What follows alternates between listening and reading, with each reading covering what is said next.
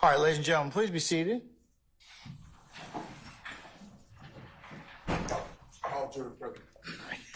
Thank you, Sergeant Ingram. All right. Members of the jury, good morning. Good morning. All right, y'all sound good. Still the caffeine's still running and court sensory. That's a good thing. All right, ladies and gentlemen, we're going to continue with the examination of our witness that we had on the stand on Friday. So, retired Detective Velasquez, you are still under oath, sir. Okay? Understand. Right, thank you, sir. Thank you, Your Honor. Detective Velasquez, last couple of questions I have for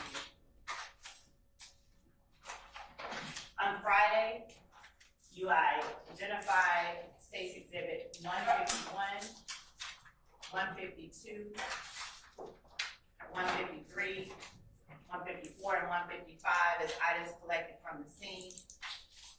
Handing you State's Exhibit 151, 153,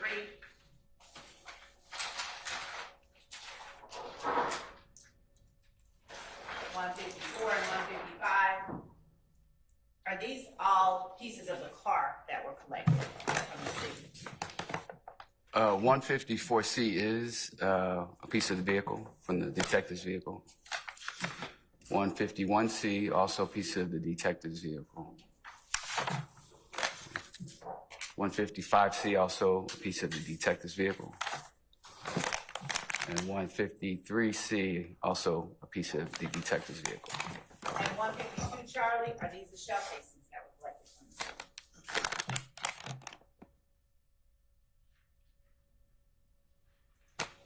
scene? May I look inside? Yes, they are. Thank you.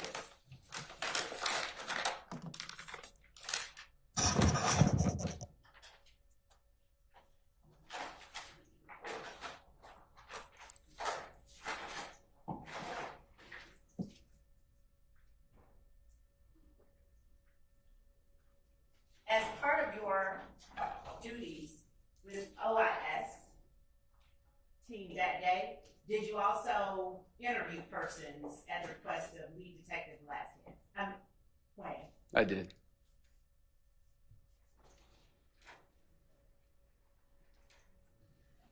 Thank you. That's all that I have now. Thank you. Cross.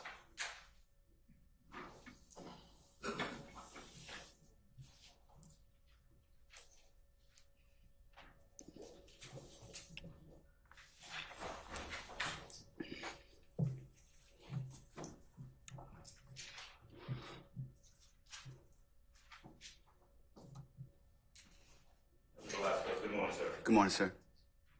Retired Detective Velasquez. You, if I heard you correctly, you worked with APD, Atlanta Police Department, for, was it 22 years or was it more than that? 22. Okay.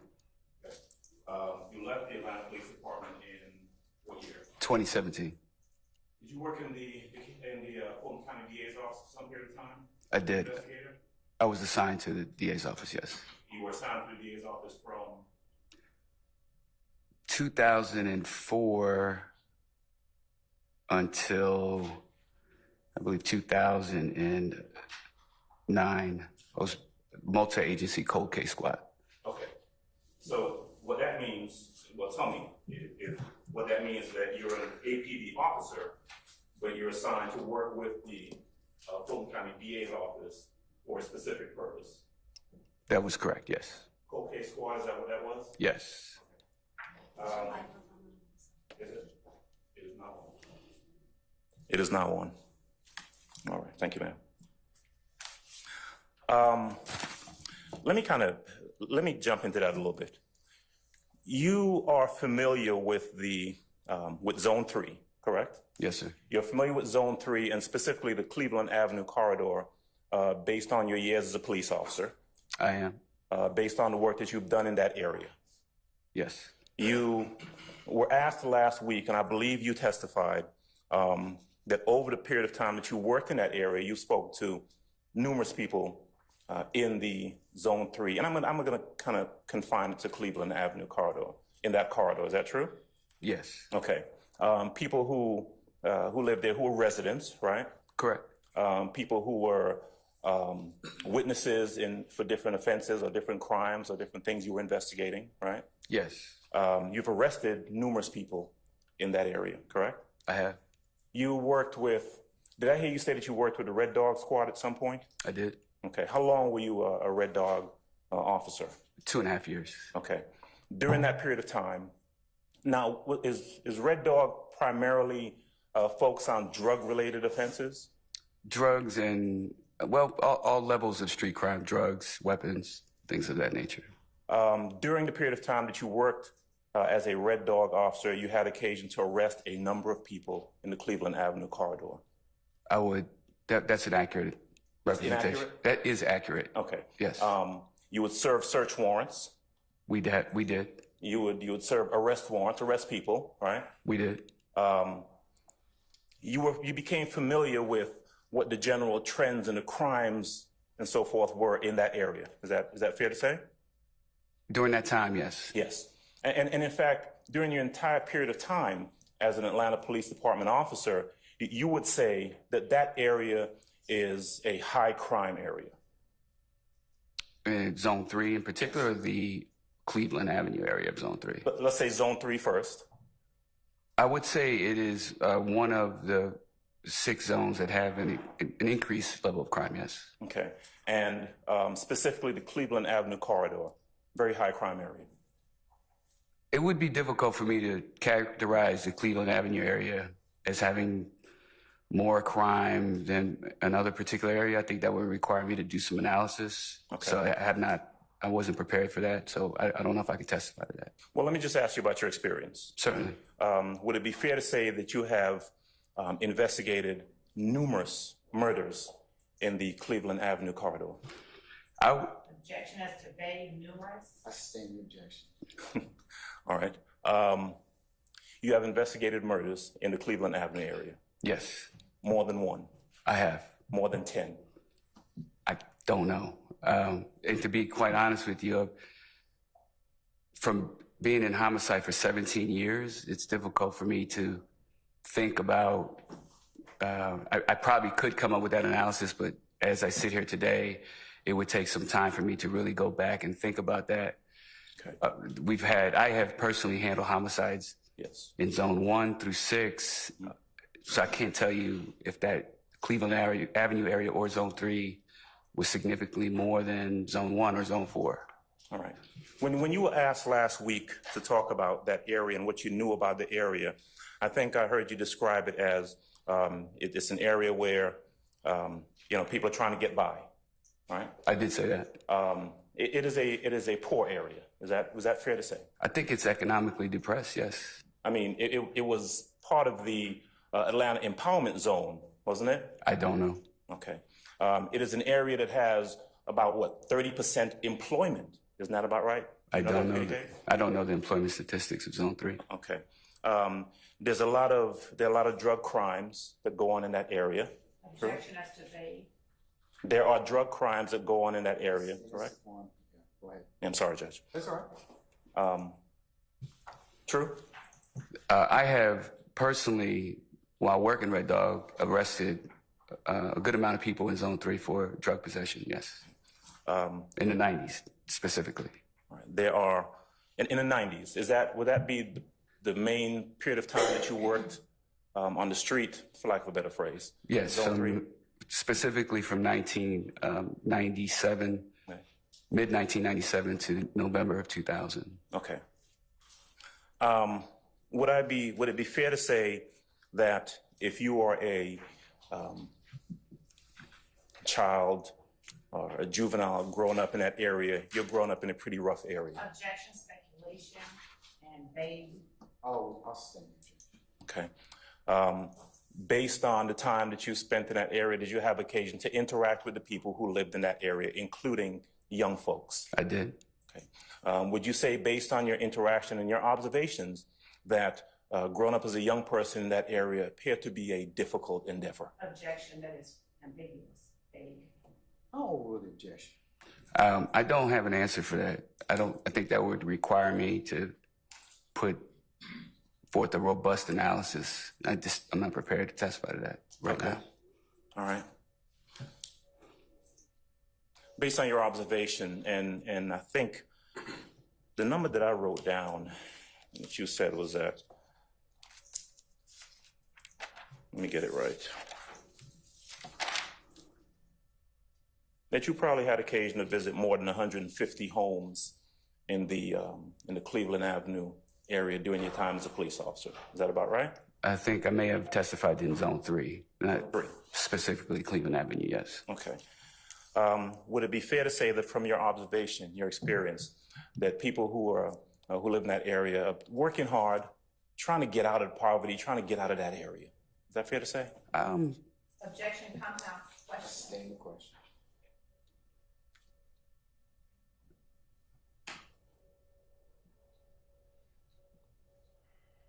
You had occasion to, have you had occasion during a period of time that you interact with the folks in Zone 3 to come across young folks who were trying to find any way to make it in that area? I think my experience has been, overall, if we're specifically talking about young folks, I think I've experienced more young folks who are making it in a relative sense of living in a neighborhood, going to school, doing what they were supposed to do. My recollection of knocking on doors and talking to people, witnesses, and families, many of the children that I either spoke to or observed were like any other kids that I've experienced in my life, personally and professionally. Wanting to do better, right?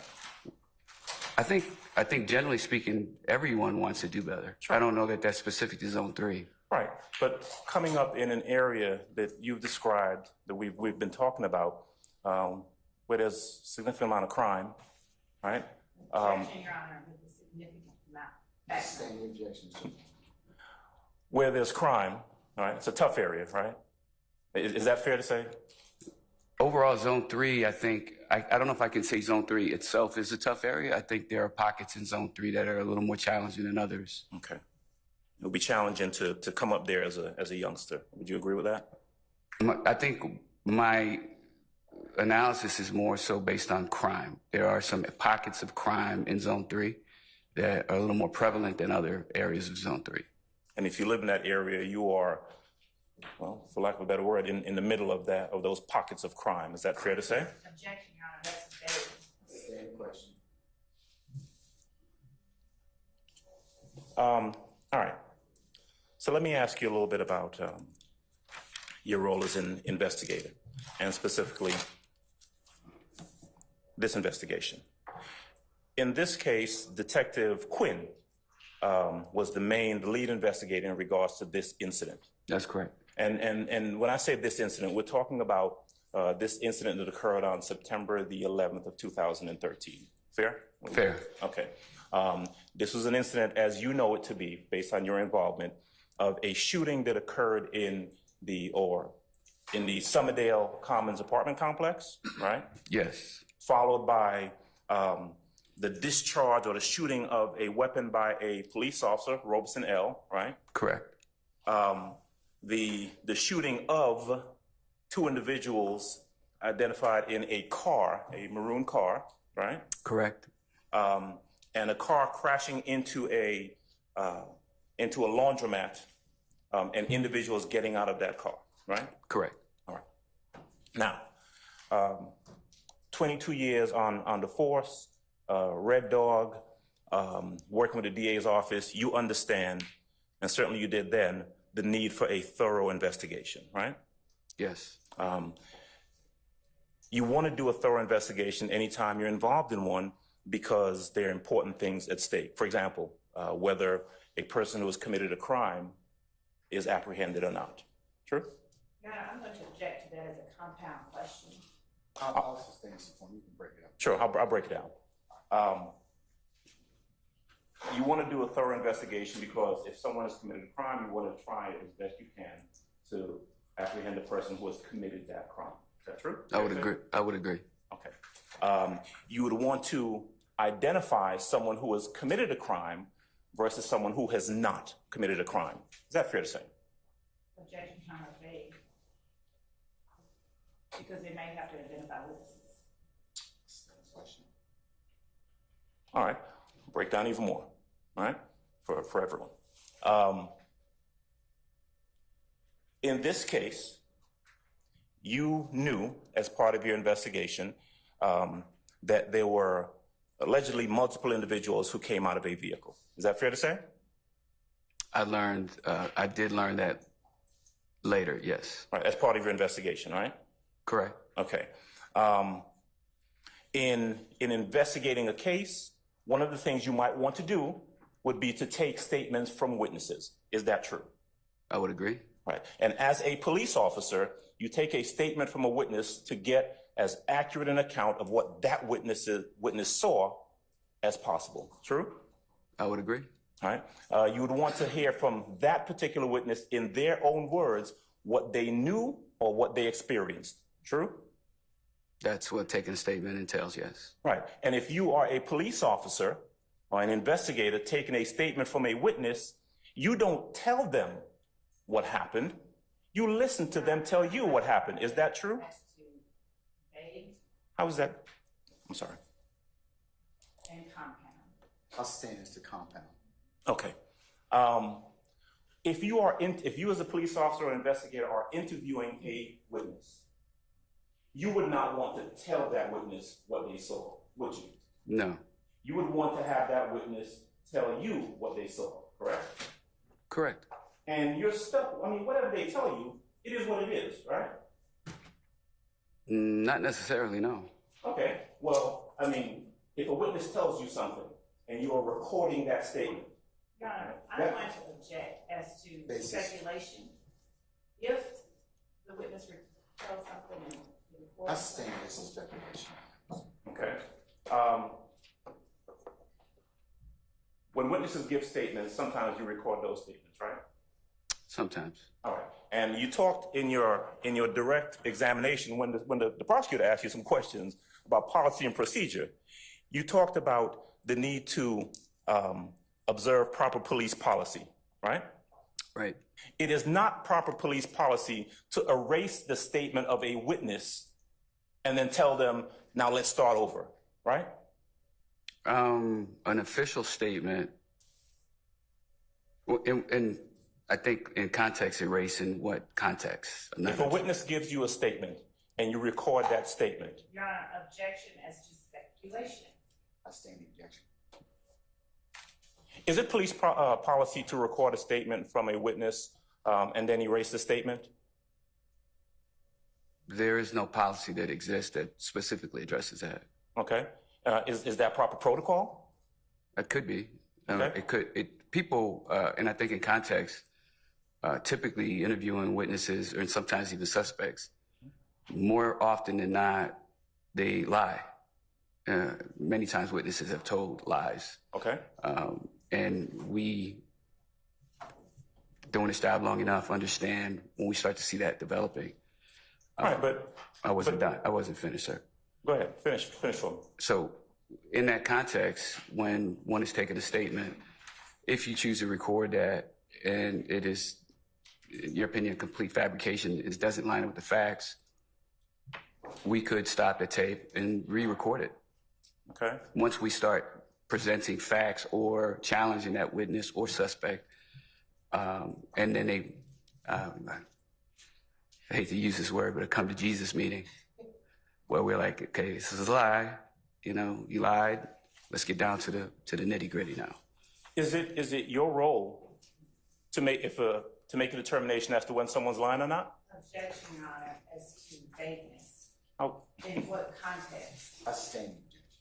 In the course of a police investigation, right? If a witness gives you a statement, right, is it your role to determine what statement is true and what statement is not true? Your Honor, this is speculation. I stand the question. When you record statements, is one of the reasons that you're recording the statements for purposes of perhaps passing that information on to, let's say, a prosecutor's office later on? Yes. When you record a statement as an investigator, is part of the reason that you're recording the statement so that you can later on go back and look at or listen to what a witness said? That's part of it, yes. When you record a statement, is that sometimes is one of the reasons that you record a statement so that you can compare that witness's statement against other witnesses' statements. That would be corroboration, yes. Right. And so if a witness gives you a statement and you erase it, you no longer have that statement that was given previously. Is that right? I'm sorry. I'm trying to finish my question. Yeah, I followed your question. I apologize. I object. That's just speculation. I sustain the question. In this case, are you aware of any statements that were taken and then subsequently erased? No.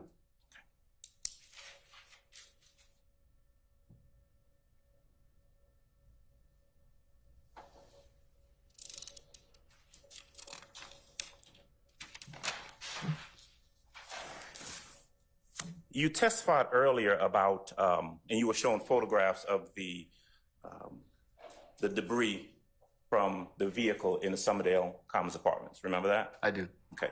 Did you also go to the location of the laundromat where the car had collided with the wall of the laundromat? Did you go there? I did. All right. Did you have occasion to either search for or to retrieve any video surveillance from that laundromat? No, I just merely drove there. I don't even think I got out of the car. Okay.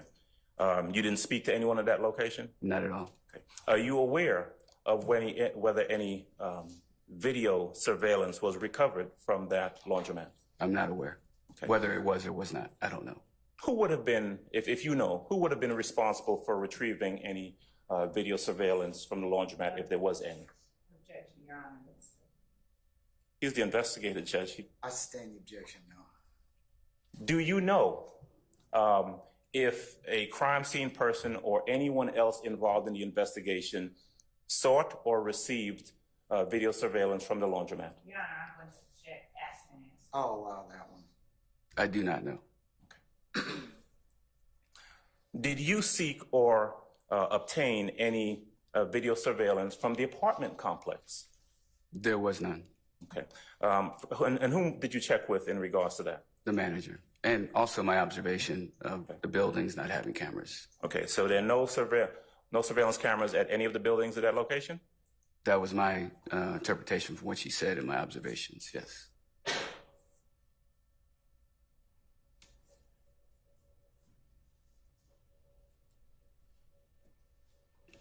You testified earlier about radio traffic and communicating with, was it Investigator Quinn that you communicated with over the radio while you were at the crime scene?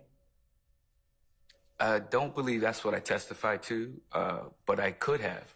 Okay. It wouldn't be uncommon for me, he and I, to communicate over the radio. Okay. Did you testify previously that there was someone that you were talking to on the radio where you had to switch channel to talk to someone? I think my testimony was not specifically me communicating with someone. It was generally speaking of what happens in a chaotic scene like that where the dispatcher requests all the units on the scene to switch to what's called a TAC channel. Okay. Were you monitoring the radio traffic during the investigation? And obviously you arrived after the fact. So were you monitoring the radio traffic afterwards? I think so. For clarity, when you were at the scene? So there's several channels that are involved here. You have Zone 3, Detective Radio, and TAC. So Yep. specifically, which... Any? I was probably still on Detective Radio. I just don't specifically recall. Okay. And then when the dispatcher advises people to go to TAC, I likely switched over to the TAC channel as well. Okay. Were you involved in looking for any suspects on that day? No. Okay. Were you involved in assigning anyone to look for any suspects on that day? I was not. Were you involved in taking any descriptions of possible suspects on that day? I did take 2 statements from 2 of the officers involved. I don't recall in my questioning. I would object to any testimony that is hearsay from anyone not. I've not asked for any hearsay testimony, Your Honor. The question was whether or not or a specific question did not call for hearsay. Actually, I'll ask the question again. Oh, wait a second.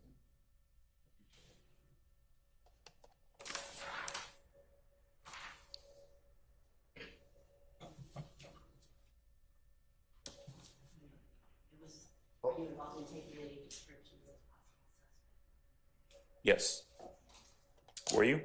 Yeah, you can answer that. Can you answer the question? Were Again? you involved in taking any descriptions of potential suspects on that day? I could have. I took 2 statements from 2 officers. I don't recall whether I specifically asked them to give me those descriptions. I may have. I'd have to read their statements. Okay. Did you have any interaction with the individuals who were arrested by Officer Black, Officer Davis? No. Okay. Were those individuals gone by the time you arrived at that location? I don't recall seeing any suspects, so I would assume yes. Okay.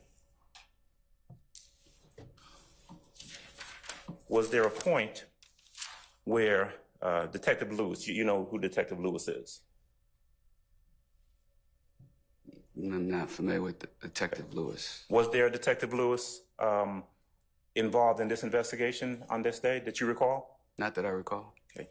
Do you recall receiving any photographs of someone named Adrian Bean?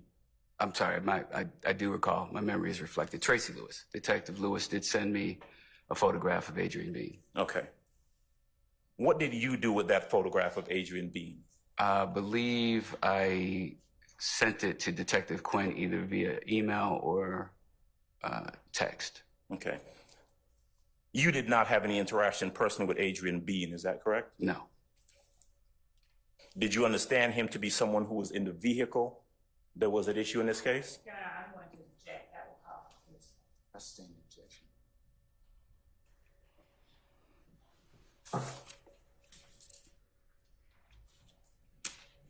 All right.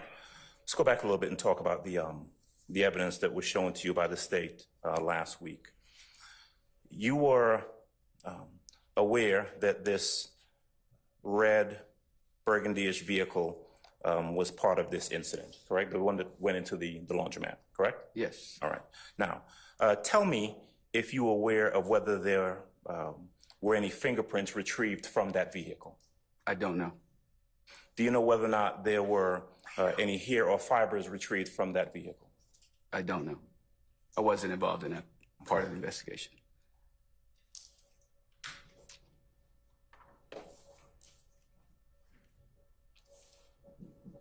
The bullet defects that you were shown last week, remember you were shown a photograph of, when I said bullet defect, a hole in the window in building 300, I think?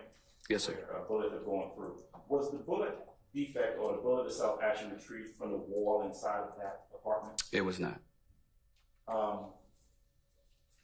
Were you or anyone else able to determine which gun or what gun fired the bullet that went through that window? No.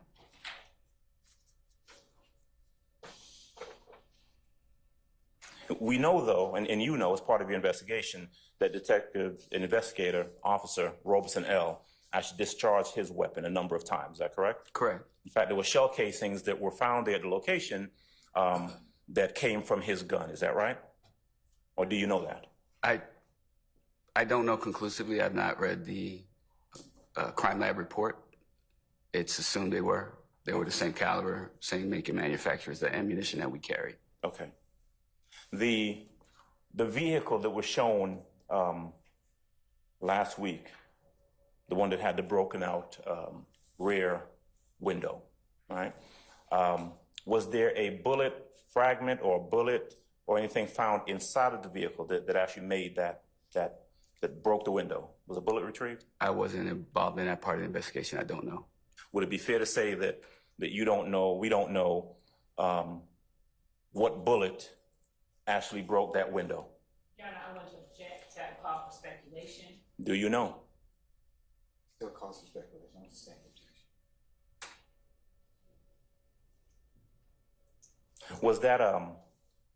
Was that vehicle with the broken window located in the same area where Officer Robeson L. discharged his firearm?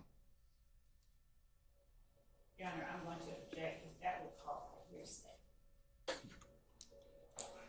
If he knows, Your Honor. No, I'll rule an objection, if he knows. If you're referring to the red vehicle involved in the incident, the only, No, I'm sorry. no, the one that had the broken out rear window. I guess it was a silver vehicle. I'll tell you what type of vehicle. Suburban. Suburban. Was it a Suburban or a Tahoe? Or the SUV. Right. You know which one I'm talking about. I understand which vehicle you're speaking. Can you ask the question again, please? Yeah. Was that vehicle located in the same area where Officer Robeson discharged his firearm? It was located in the same apartment complex, and I think area is a vague term. I'm not sure what you mean by area. Well, do you know? Proximity of where shell casings were was not far from there. So, do you know where it was Officer Robeson was when he discharged his firearm? And Your Honor, that will call for hearsay subject. I stand objection. Do you know where the shell casing from Officer Robeson L's gun was located in the complex? I object, Your Honor. That will call for speculation. That's based on his observation, Your Honor. Yes, I'm a stand objection. Did you see the shell case, a 40 caliber shell casing? I located 3. Okay. Where were they located? Can I refer to my report? Absolutely.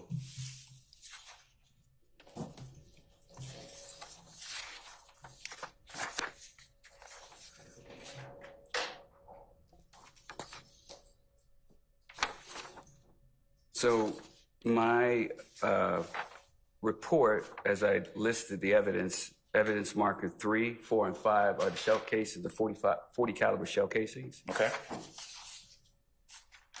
And when you are measuring evidence, you pick 2 points of reference, point A and point B, to triangulate the evidence. Point A, just for the purpose of measurements, was the southwest corner of building 100. Point B is the southeast corner of building 100. So do you want me to actually give the measurements, sir? No, I don't need the measurements. Oh, that's the only thing I can testify to. Okay. You know generally where they were located in the apartment complex. Is that fair to say? I do, according to my measurements, yes. Okay. And so knowing where those shell casings were located, and do you know where the vehicle, the SUV, was located that had the rear window shot out? Yes. Okay. Were those shell casings in close proximity to that vehicle? Your Honor, I would object to too vague. Too close. I stand objection. Give us, if you would, don't say close or far or around. Just give us the measurement, the distance from the shell casings to the vehicle. There is no measurement. So we don't measure. The measurement is for the evidence location. But based on my diagram, I can testify the vehicle was by the front gate leasing office. And shell case, well, the casings, evidence marker 3, 4, and 5, the 40 caliber shell casings were just across the entrance gate. And just thinking back, I'm looking at the photographs, I would estimate probably 50 feet. 50 feet. Give or take. Thank you.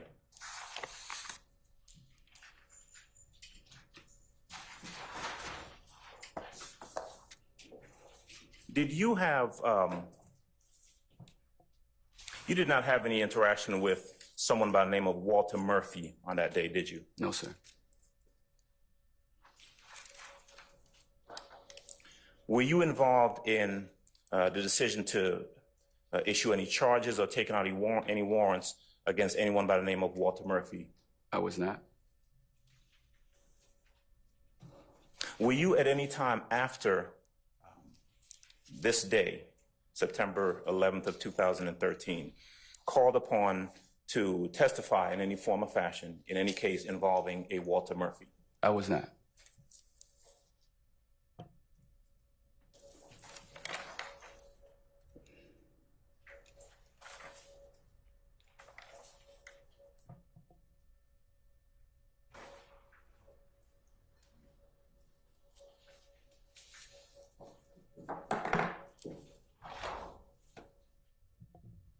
So If I hear your testimony correctly, you went to the location on that day, true? I did. You drew the legend that kind of made reference to where the different items of evidence were, correct? I did. You drove to the laundromat, true? Yes. You did not interview anyone arrested in this case, correct? Correct. You were not the lead investigator. I was not. You spoke to 2 officers, correct? I took statements from 2 officers. Okay. Was Officer Porter, Bridget Porter, one of those people? Yes. Okay. Without telling us what she said, were you able to get a written statement, or a statement, I don't know if it was written or not, from Officer Porter? Yes. Was it your understanding from investigating this case and talking to her that she was a witness to a portion of this incident? That calls for hearsay. Your Honor, it goes to his investigation. If he It's still hearsay. did you talk to Officer Porter because you believed Objection, that she Your Honor. was a witness to this case and was necessary in your investigation? I'm gonna sustain the question. It's compounding. Okay. Did you believe, based on your investigation, that Officer Porter was a witness in this case? Objection, Your Honor. Oh, objection. You can answer it. Yes. All right. And was that the reason that you spoke to her? Yes. And was that the reason that you took a statement from her? Yes. And as we discussed before, when you take statements, those statements may later on be passed on to the prosecuting authority, like the DA's office, right? Correct. So that they would have the information that you garnered from that witness, correct? Yes. Okay. Any reason to believe that wasn't done in this case? What wasn't done? That the information in regards to Officer Porter wasn't passed on? I don't have any reason to believe it wasn't, no. Okay.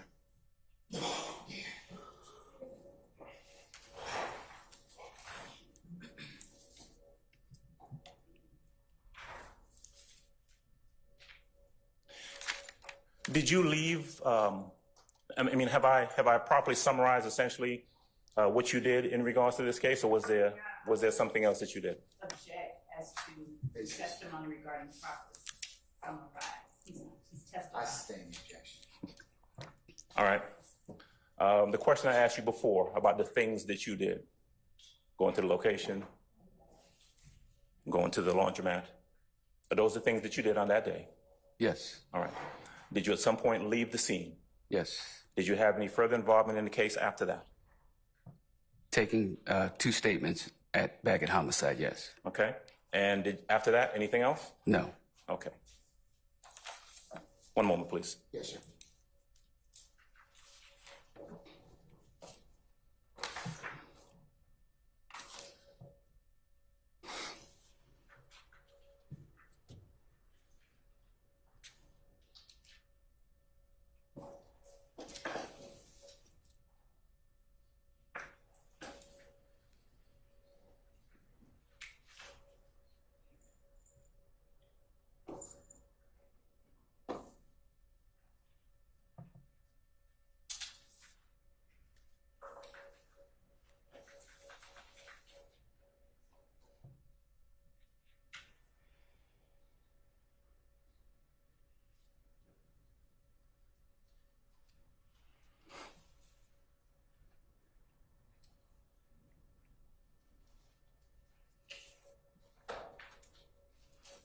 Detective, you weren't the first officer on the scene, right? Which scene? On the, well, investigator, whether we're talking about the apartment complex or the laundromat, you weren't the first officer there. No, sir. By the time you got there, other officers were already there? Yes. Uniformed officers? Yes. Any other detectives there? And I'm using, APD does it a little differently. I'm using the term investigator and detective interchangeably. Any other investigators or detectives there? I don't recall. Okay. Did you say that you met investigator Quinn out of the location? I believe Quinn came out. Honestly, I don't. I remember talking to Quinn, whether it was at the primary shooting location or when I drove to the secondary location. I don't recall which one. Okay, but your recollection is that he was there at either one of those two locations? One of the two that I personally spoke to him. Okay. Do you remember approximately how many officers were out there? At the shooting location? Yes. Maybe 4 or 5 when I arrived. What about over at the laundromat? I don't recall. Okay. I was literally there for maybe a minute, 2 minutes. Okay. But my recollection is when I got there, I was asked to go to the office to meet with the 2 officers to take statements. Okay. They had already been removed from the scene? I don't recall seeing them, so I don't know. Okay. They could have been there. I just don't remember seeing them. Okay. So about 4 or 5 officers over at the shooting scene in the apartment complex, and you're not quite sure about how many over at the laundromat? I have no idea. I didn't get out of my car. Okay. Did Detective Quinn stay there at the location after you left? I don't know. Okay. You would not have been in a position to assign him to do anything because he was the lead detective, right? That's correct. Okay. All right. That's all. Any further examination? Yeah, Mr. App, go ahead. Thank you, Your Honor. Good morning, Morning. Detective Velasquez. How are you? Great, thank you. We've met before, right? Several times. Yes. Your investigation in this case did not involve in any way Mr. Diamante Kendrick, did it? Don't know the name. Don't know the name? No, sir. Do you know this man sitting in the white sweater next to me? I do not. Okay, thank you. No other questions. Anybody else? Mr. Matthews, Senior, go ahead, sir.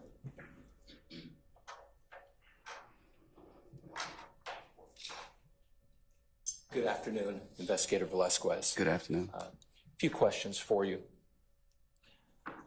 Zone 3 is an area that you patrolled and investigated numerous crimes in that area, correct? I did.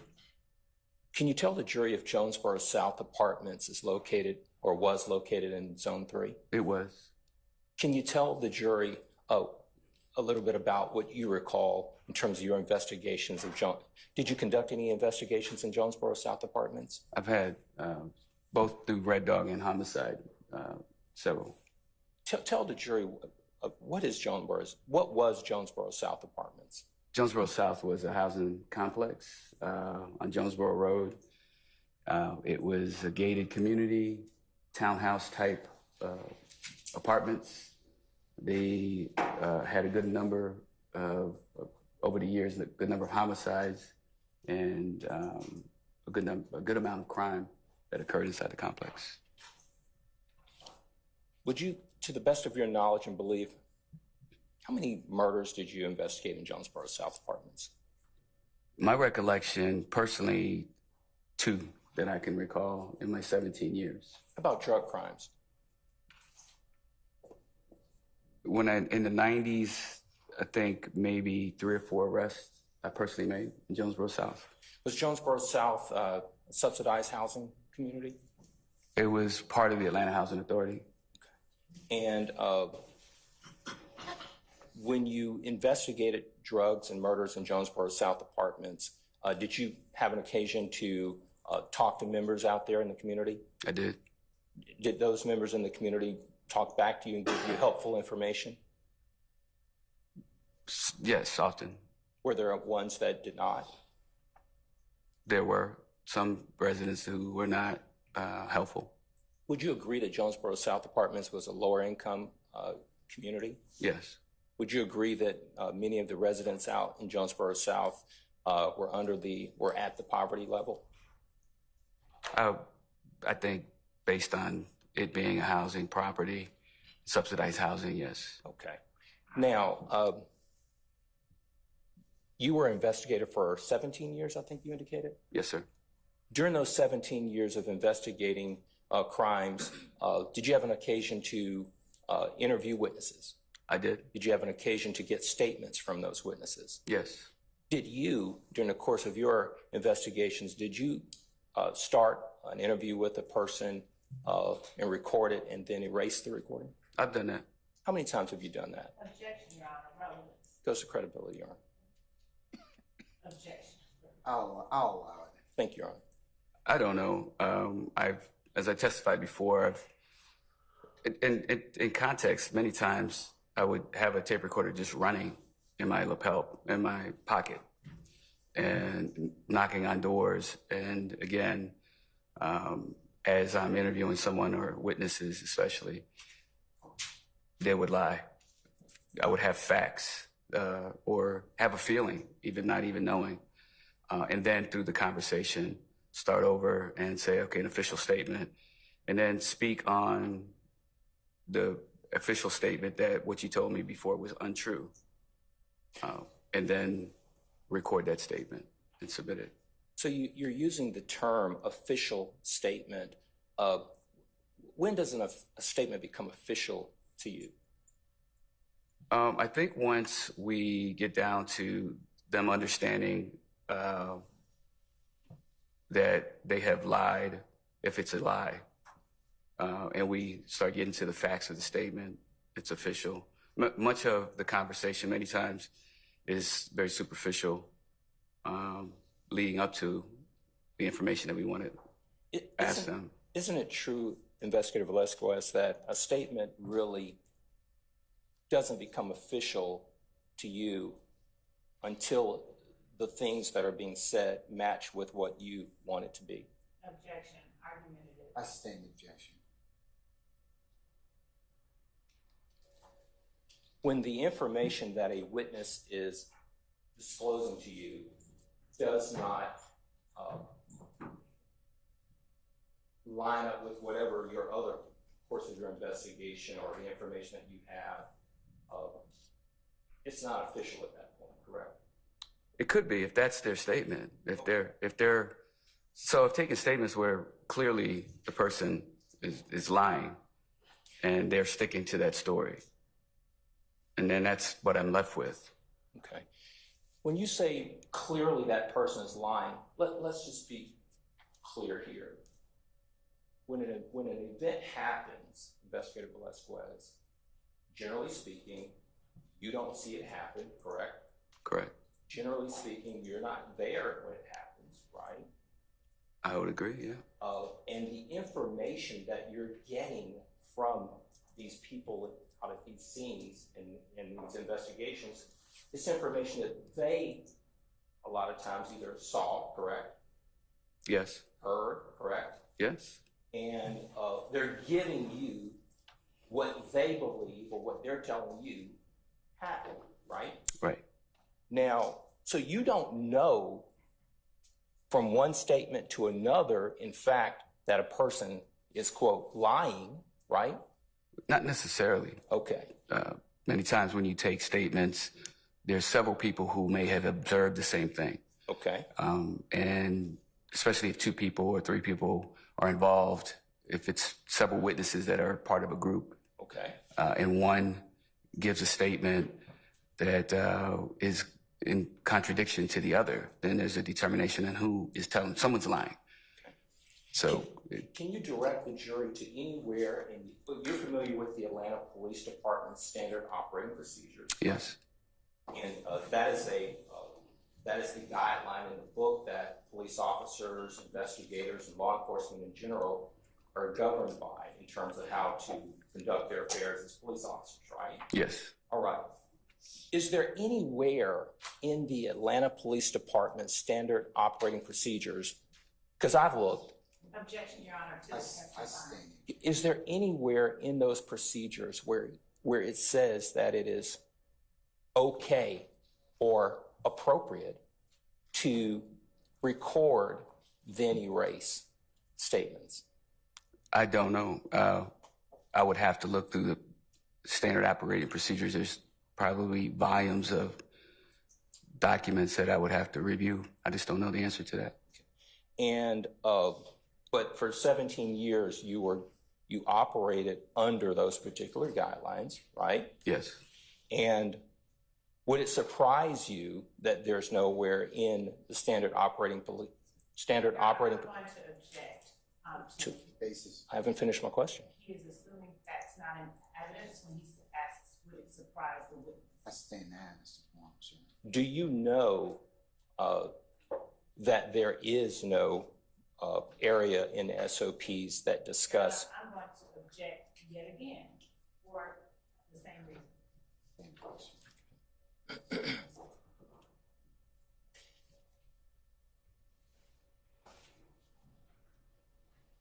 Do you know if there is any area in the standard operating procedures that discuss statements, to how statements are to be obtained by police officers and investigators?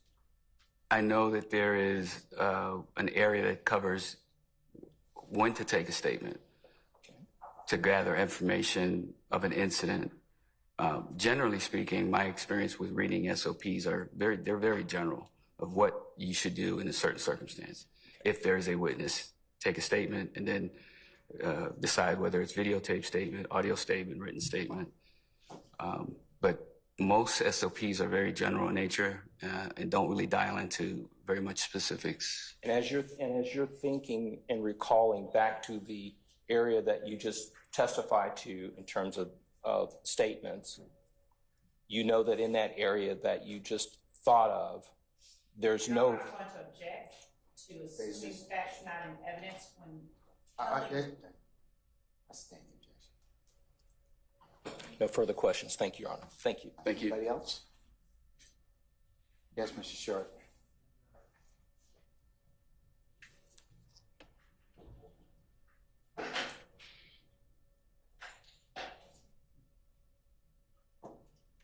Detective Velasquez. Good afternoon. Good afternoon. You just indicated that in your experience, in your time as a detective, you have erased statements before, correct? Yes. Okay. I'm going to object to the questions concerning as relevance. I'm over the objection. Now, as part of your duties as an investigator, you also write reports, correct? Correct. And the purpose of the reports are to accurately memorialize what's been done in a case, correct? Correct. Okay. In these situations where you've written reports and also have erased a witness's statement, do you note in your report that you erased the statement? No, what I would note in my report is that he lied and then admitted to lying the first time we spoke or in his first statement. And I think it's assumed that it's not available for review because now we then sit down and start talking about the facts of the case. Okay. So when in your reports, you would make some indication that a previous statement was made. Correct. And, Okay. and if it was obviously a lie, I would indicate in my report that that person was untruthful in our initial encounter. And then subsequently another statement was made and it was memorialized and included in the file. Understood. You know what discovery is, correct? I do. Okay. And you're aware that the police reports that you write are eventually passed along to defense attorneys, correct? Correct. And you're aware that statements that are recorded are eventually passed out over to defense attorneys as part of discovery, correct? Yes. Okay. You would agree that it's important to know what witnesses say? Yes. Okay. In the event of you personally erasing statements, the defense attorneys would have an opportunity to view your report, correct? Yes. And see that there was initially a lie. I'm sorry. There was initially a lie told, correct? Correct. Based on your belief that it was a lie. Or my belief that the person I'm speaking to admitted that they lied. Okay, fair enough. You would agree, though, through discovery that erased statement is no longer available to the defense attorneys, correct? Well, it is because it's memorialized in the report. Do you give quotes in your reports about what was said in the erased statement? I could, depending on, the situation. If it was specific to, like, as an example, the color of a car or a time of day that may be relevant. If that was the lie, I would quote that And why would you quote that? because it would be relevant. It would be relevant. That would be the lie. Right, and it would be relevant and important for defense attorneys to know what was said, even in the lie? I don't know. I mean, I think my obligation would be to memorialize it and turn it over to the DA's office, and then the legal ease that happens between both sides. I think that's beyond my interpretation. But you do view it as your obligation to at least memorialize it? Yes. Okay, thank you, nothing further. Any further questions? Any redirect? No, Your Honor. May retired Detective Velasquez be permanently or temporarily excused as a witness at this time? You may be correct. Thank you. All right, sir, I'm going to permanently excuse you as a witness. I thank you for your time and patience with us, and Thank you. please don't discuss your testimony with anybody except the attorneys in this case, okay? Yes, sir. All right, thank you, sir.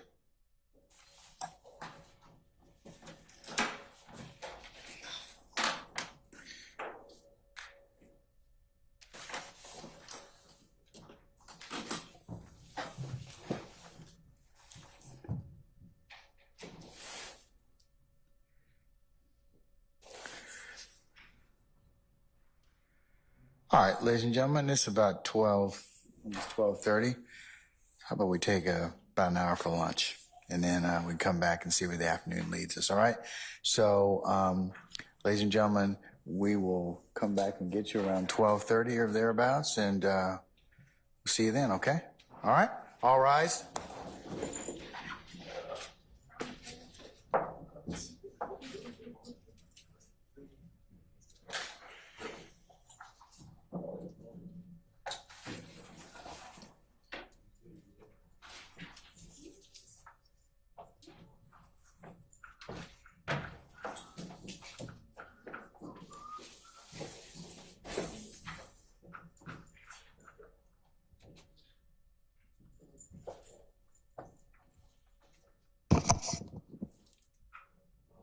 All right, ladies and gentlemen, please be seated. Our jury has left us.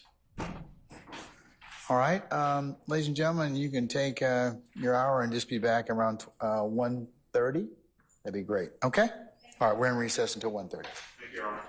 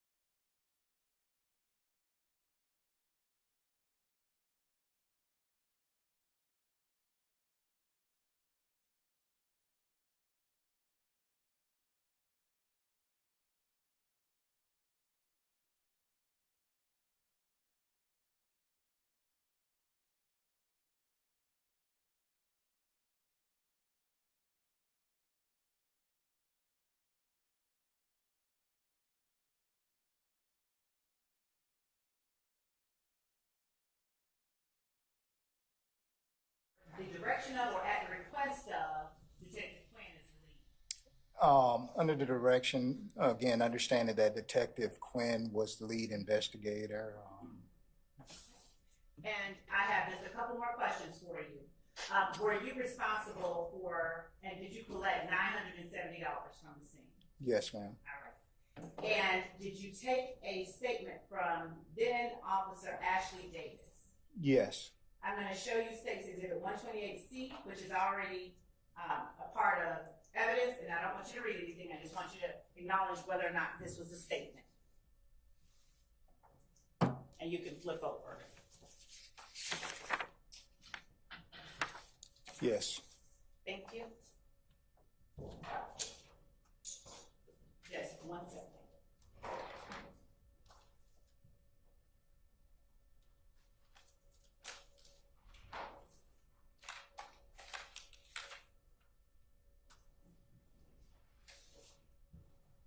As part of your assistance with this investigation, did you also interview a person at Grady by the name of Frederick Croker? Yes, ma'am, I did. And did you watch or review any of the interviews of other persons, Derek Dotson in particular? Yes, ma'am. And after watching the interview of Derek Dotson, was there anything of note to you that you advised the investigative plan? Objection, relevance, and goes to hearsay. And confrontation clause. I assume that was Mr. Adams and That was Mr. Chief Adams. Okay, all right. I'm overruled the objection, sir, on all 3 grounds. Answer first, please. Sure.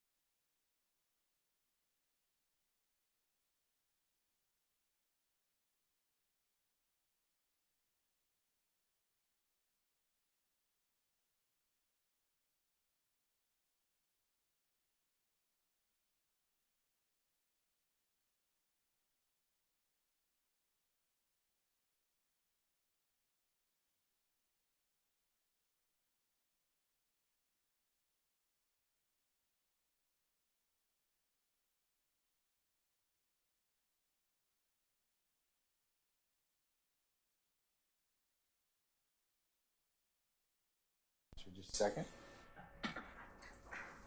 Okay. Okay, or rephrase the question. Yes, okay? I'll rephrase. Okay, all right. And other than collecting and inventorying the $970 and interviewing the witness, Mr. Prothrow, did you have any other specific responsibilities that are related to this case? No, ma'am, I don't recall any other responsibilities other than that. I would like to clarify. Without, so there has been a specific objection. So, Your Honor, if I may, I don't want to. Detective, you can only answer the question that's been posed to you, okay? Okay. All right. Your Honor, he asked the witness to pull up to the microphone. Yes. Is that better? And did you report or relay to Detective Quinn this $970? That is correct. Yes, ma'am, I Thank did. you. That's all I have. Cross. Thank you.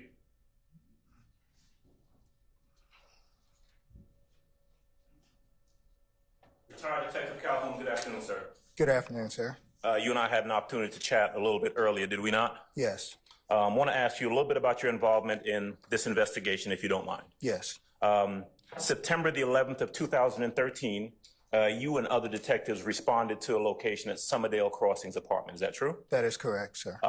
You were responding. You were part of the homicide division at that point. Isn't that right? That is correct. At that point, you had been on the Atlanta Police Department force for 20 plus years? Yes, Okay. You were a detective or an investigator. yes, sir. You had a significant amount of experience at that point. Am I correct? Yes, You responded.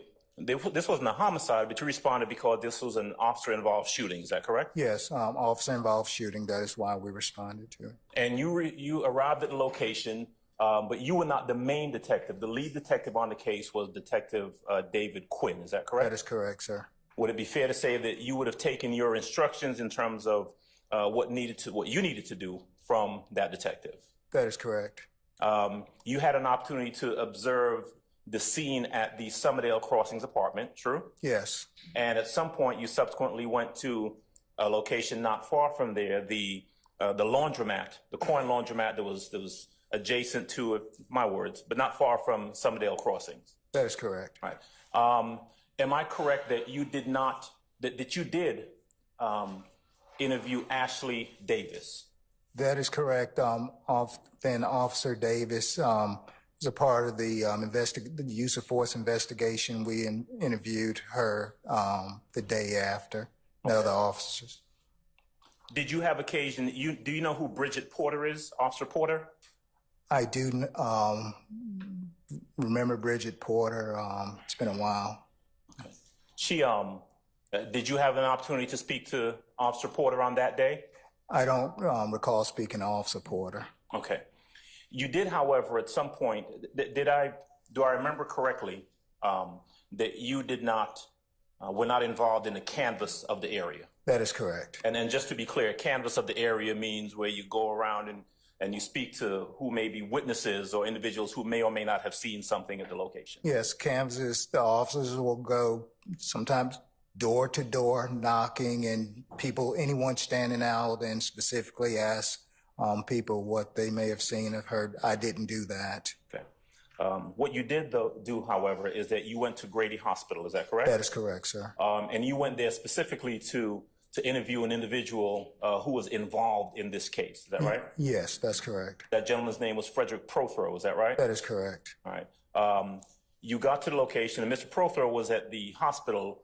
He was being treated for a gunshot wound. Isn't that correct? That is correct. And you had an opportunity to see him and meet with him. Is that correct? That is correct. You had an opportunity to speak with him. Yes. And as an investigator or detective, I don't want you to tell us what he said, but he did in fact speak to you. Isn't that right? That is correct, sir. And as part of your normal and customary duties as an investigator, you recorded that statement. Is that true? That is correct. And would I be correct that you recorded the statement because that is a normal part of an investigation? Isn't that right? Yes, sir.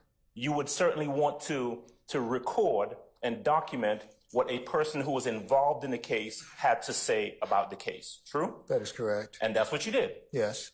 Nothing unusual about that, right? That is correct. It is customary for investigators or detectives to take the statement of witnesses who might be involved in a particular case. Oh, the objection. Go ahead. You had a recording device with you. Yes, sir. Now, when you spoke to Mr. Prothero, again, I want you to tell us what he said, but you would have listened to what it was he was telling you, correct? That is correct, sir. And as an investigator, one of the things that you do is you record those statements because you might need to use that statement later on, right? Yes. In fact, you might want to take that statement and compare it against other items of evidence or other statements that you may have in a particular case. Isn't that true? Yes, that would be the purpose of it. And you did so in this case. Yes, sir. You did not at any point make a judgment about whether or not Mr. Prothero was telling you the truth or not, right? No, sir. Your job as an APD, Atlanta Police Department detective, is to take the statement as it was told to you and record it, correct? That is correct. It would not be proper for you to make a decision that you didn't believe what he said and then to erase that statement. Objection, Your Basis. Testifying, assuming facts not in evidence. I sustain the objection. Is it proper Atlanta Police Department policy to erase the statement of a witness once it's given? No.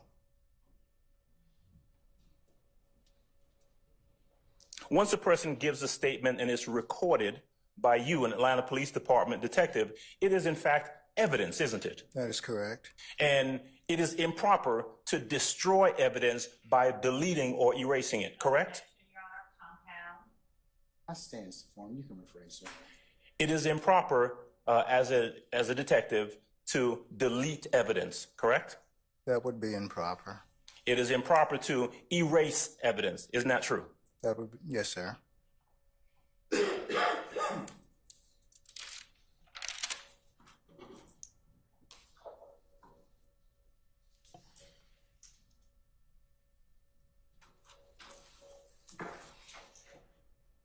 When you went to, when you were there at Grady Hospital, was Detective Lewis at Grady Hospital as well? Yes. Okay. Detective Lewis, what's Detective Lewis's first name?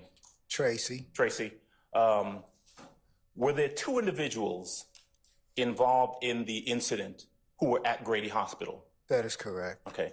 Would I be correct that you interviewed one and did Detective Lewis interview the other one? That is correct. All right. To your knowledge, did Detective Lewis have a recording device when he was tasked to go speak with the other individual? Excuse me. And she, and I don't know that she did. I can't speak to that, sir. Okay. Was Detective Lewis a homicide investigator like you? She was a homicide investigator. That is correct. Did Detective Lewis back in 2013 have about the same number of years under her belt as you, or do you know? No, I'm trying to, in my mind, I know she came to homicide. I don't know exactly when. The name of the person that you interviewed was Frederick Prothro, is that right? That is correct, sir.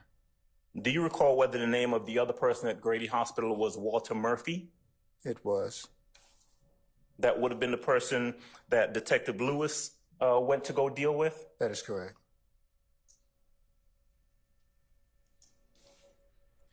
Am I correct that you would have written a report, right, that documented what you did in this case and in this investigation? Yes, sir. That would be customary for a homicide detective to write a report documenting what they did in an investigation, That true? is correct. Okay.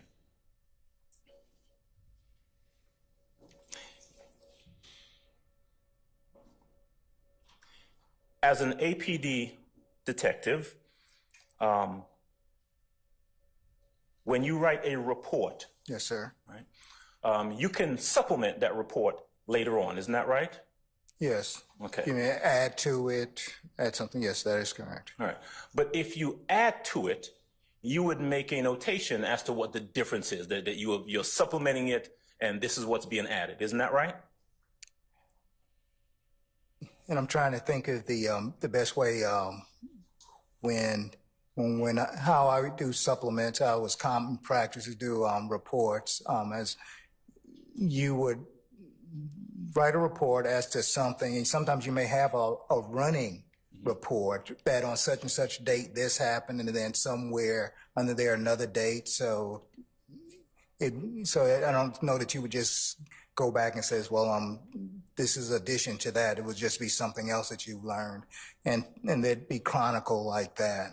Right, because it's important to document if there's additional information that comes in. Yes. That you then put on a separate report. Yes. Right? All right. And that is common practice with Atlanta Police Department Yes. detectives. Well, it's what I would do. Yes. All right. One moment, please. Yes, sir.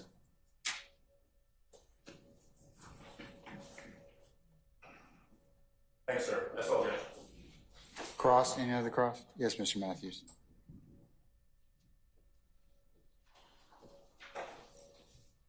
Retired Detective Calhoun, good afternoon, sir. Good afternoon, sir.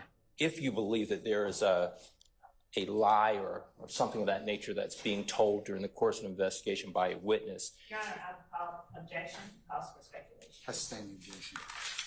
are you familiar with the crime false statements? Objection. Making a false statement? Yes. Hold on, sir. Hold on. Yes, I'm sorry. That's all right. I stand the objection. Okay.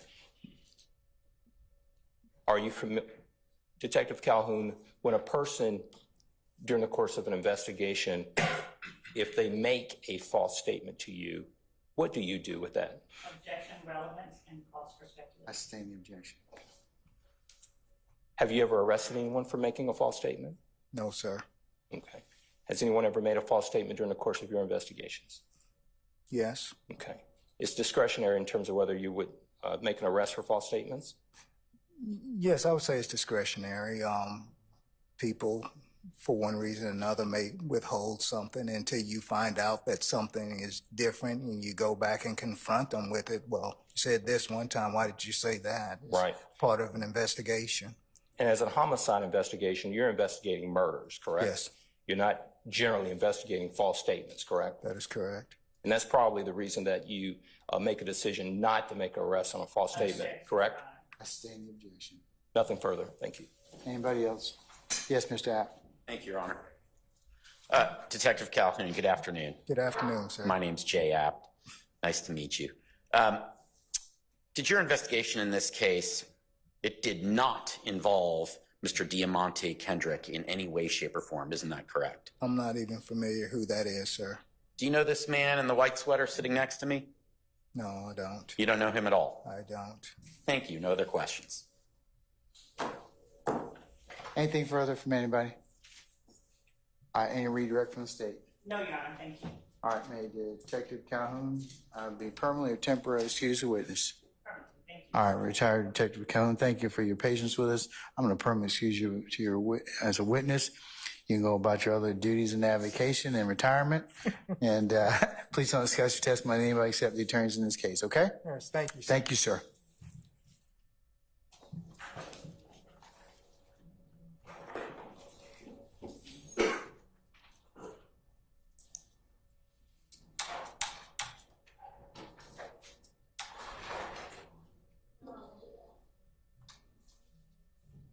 All right, call your next witness. Yes, Your Honor. The state calls Mr. Lard Pass to the stand. Who? I'm sorry? Mr. Lard Pass. Pass, P-A-S-S? P-A, yes, Your Honor. Okay. Someone, Alpha, Mr. Alpha, Sierra, Sierra. Okay, Mr. Pass, good afternoon, sir. Sir, if you would please approach the witness stand. Once you get there, if you would turn and face Sergeant Ingram and be sworn as a witness before you sit down, okay?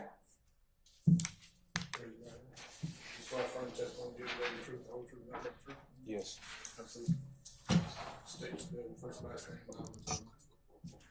First name Lenard, L-E-N-A-R-D. Last name Pass, P-A-S-S. Good afternoon, Mr. Pass. Good afternoon. Can you tell the jury a little bit about yourself? Yes, my name's Lenard Pass, and I used to work with the airport, TGI Fridays, and now I've just finally got my own place. I was homeless like 3 years. Mr. Pass, do me a favor. Can you pull yourself up a little bit closer to the microphone and speak directly into it like you're outside so we Yes, can all sir. hear you, okay? And Mr. Pass, what kind of industry do you want to get into in the future, work-wise? Work-wise, I want to get into electrical wiring. Do you have some familiarity with that in your past? No, sir. And who lives with you at your apartment? Just my dog. What kind of dog is it? A Chihuahua mixed with a Jack Russell. Oh, the objection. What's their name? Bubby. Now, Mr. Pass, what part or where are you from? I'm from Atlanta, Georgia. And where did you grow up in terms of in Atlanta? I grew up off of Cleveland Avenue near Mount Zion Road, And where did you go to high school? South Atlanta High School. How did you like your neighborhood growing up? It was nice and friendly. How did you like your neighbors? They were friendly. Now, did you ever live, or sorry, turning back to September 11th of 2013, where did you live at that period of time? At that time, I lived in Somerdale Commons. And roughly, how long did you live in Somerdale Commons? About a year to 6 months.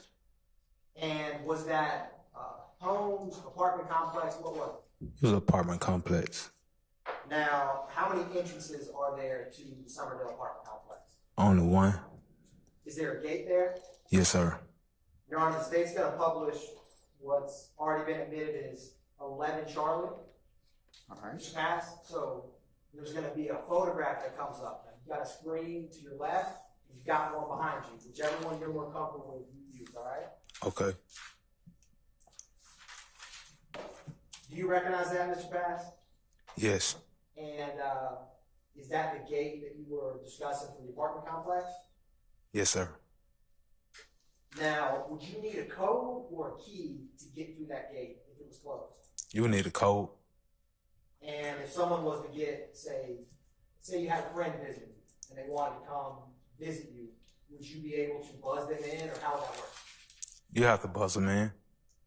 I'm going to publish what's also been already admitted as 12 Charlie, another photograph about to populate Mr. Pass. Now, do you recognize that photograph? Yes, I do. Is that how the gate would typically look? No, What's different about it's off the rail. it? And in this gate, would you enter, if you were entering the apartment complex, would it be the right side? Yes, it would be. And if you were exiting, would it be the part of this photograph that's closest to us? Yes, sir. I'm going to publish what's already been admitted as 2 Charlie. Another photograph is going to pop up Mr. Pass. Now, using this gate, is this the gate we were just talking about, the front gate? Yes. How would you get to your building where you live there if you were to enter this gate? You would come in and back to the right. Now, was there assigned parking spots here, or was it park wherever you want? Pretty much park where you want. Okay. Now, I'm going to publish what's been admitted as State's Exhibit 110 Charlie. Or actually, sorry, Mr. Bass, I got to actually show you this. So, I'm permission to approach, Your Honor. You may. Have you shown that to defense counsel already? They have a copy of it. I'm happy to show them currently. All right.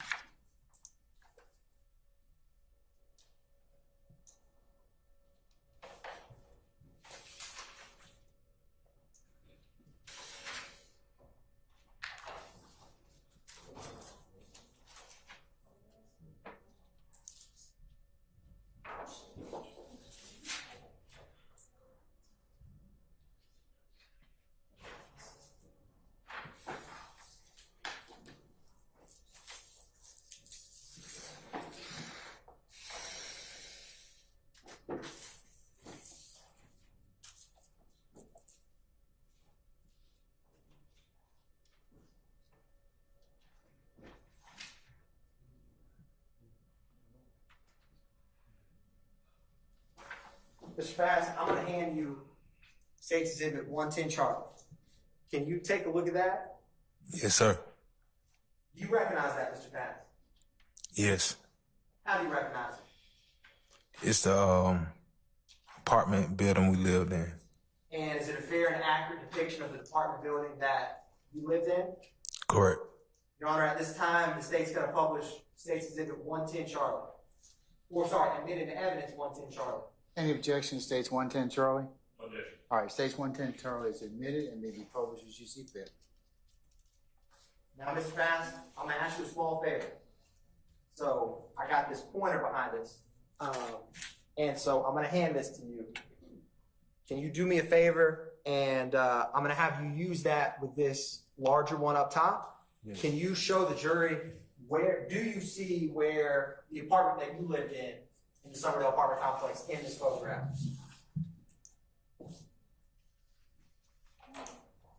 Okay, so right up there. Thank you, Mr. Bass. Grab that back from you. Now, you had mentioned, Mr. Bass, that we lived there. Who else lived there with you? Derek Dotson. And how do you know Mr. Dotson? We went to high school together, played football together. Did y'all play on the same side of the ball or opposite sides? Opposite sides. Was he offense or defense? He was offense. Were you defense? Yes, sir. Did you ever pick him off? A few times. All right. Now, did you know him from playing sports and growing up and going to high school? Yes, sir. How long did you know him? Roughly. Ever since Little League. And do you remember did he live with you for most of the time that you lived in Summerdale apartment complex? Yes. Now, did he have any nicknames? One was Dirty. Did anyone ever call him Dirty Red? Yeah, they did. Did you ever refer to him as your brother? Yes. Did y'all have any blood relation? No. Would you classify him as a close friend? Yes. Now, I'm going to show you a photograph, Mr. Bass. Any defense counsel who would like to see it is 108 Charlie.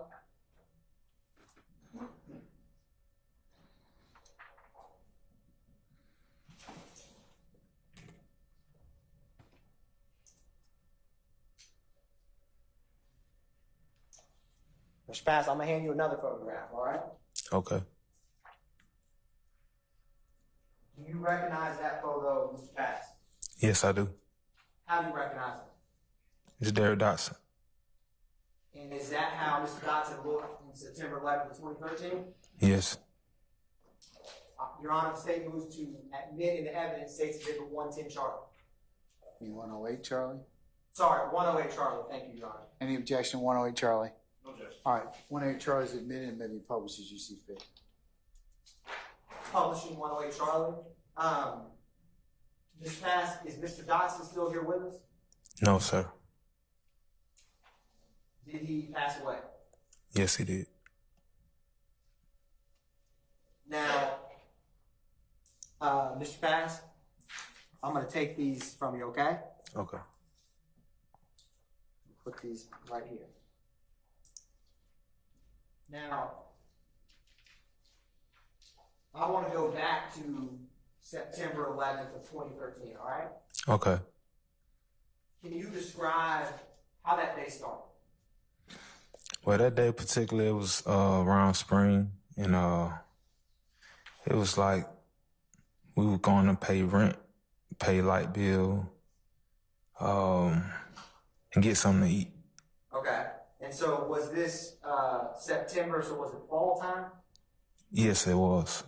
Now, Mr. Pass, how is your memory? I guess I can say it's not that good. Why is it not that good? I mean, I had like a concussion when I played football once. Okay. Do you have trouble sometimes remembering details? Objection to leading. I stand the objection. How are you at remembering specific details, Mr. Pass? Some things I can remember, some things I can't. Fair enough. Now,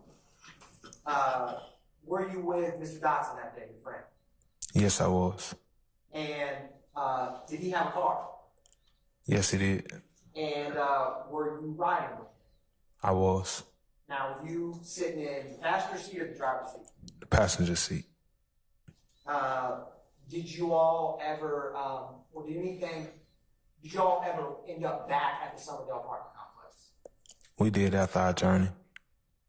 And did you mention that did y'all previously have to pay some bills? Yes, we did. Now, when y'all pulled into the apartment complex, what happened? Well, when we pulled in, we sat in the car for a while and listened to a song. And when we got ready to get out of the car, I just remember Dirty going to the side like, whoa, whoa, whoa, what's going on? And I looked, and there was somebody at my car door on my passenger side where I was sitting. And I looked, and I tried to hurry up and get out the car. And that's when I hear a gunshot go off. And I tell Dirty, I say, run, run. And he looked, and he couldn't get away from the dude, and he just took off running. And shots was going off. So, Mr. Bass, thank you for sharing that. I want to break this down. I'm going to publish what's already been admitted as 78, Charlie.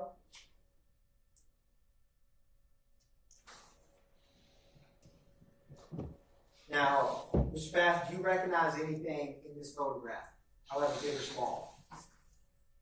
The tassel in the car. What do you recognize about that? It's the same tassel from the high school I went to. Now, using this car as an example, you all pulled in the apartment complex. Would you have been on your left and my left in the photograph when you were seated in the car? I would have been on your left. On your left. And would Mr. Dotson have been on our right? Correct. Now,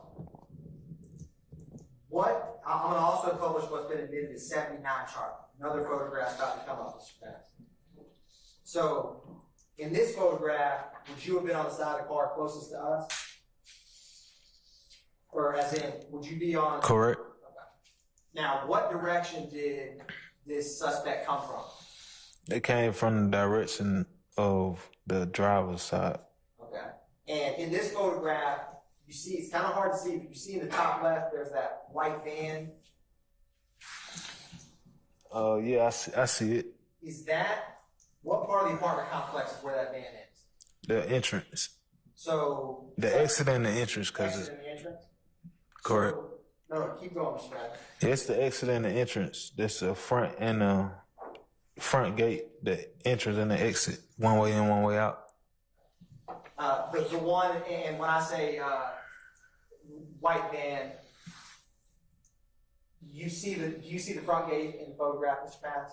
Yes. And so did the suspect come from the general direction of the front of the apartment complex? No, he came like from where the caution tape at on the right side of the picture. Got it. And who got out of the car first? You or Mr. Dotson? Mr. Dotson was out first. Okay. And what did this guy say when he approached you all? He said, "Dirty, you know what time it is?" Now, what do you know, or what do you take, you know what time it is to mean? It mean really everything you got on you, you got to get up. So is it fair to say that's like a robbery? Basically what it is. Now, did this suspect have anything in his hands? Yes. What did he have? It looked like a handgun. What color was it? I don't recall the color. I don't recall. That's all right. Now, do you recall, was it in his left hand or his right hand? If you don't know, that's fine. I can't remember. Okay. Now, what did this gunman do with the gun after he said what time it is? It was a shot that was fired. Now, did he fire this shot? Was it in the air, in the ground? In the ground. Okay. And how close was Mr. Dotson to this gunman who fired the round? He was approximately about 2.5 to 3 feet away. Okay.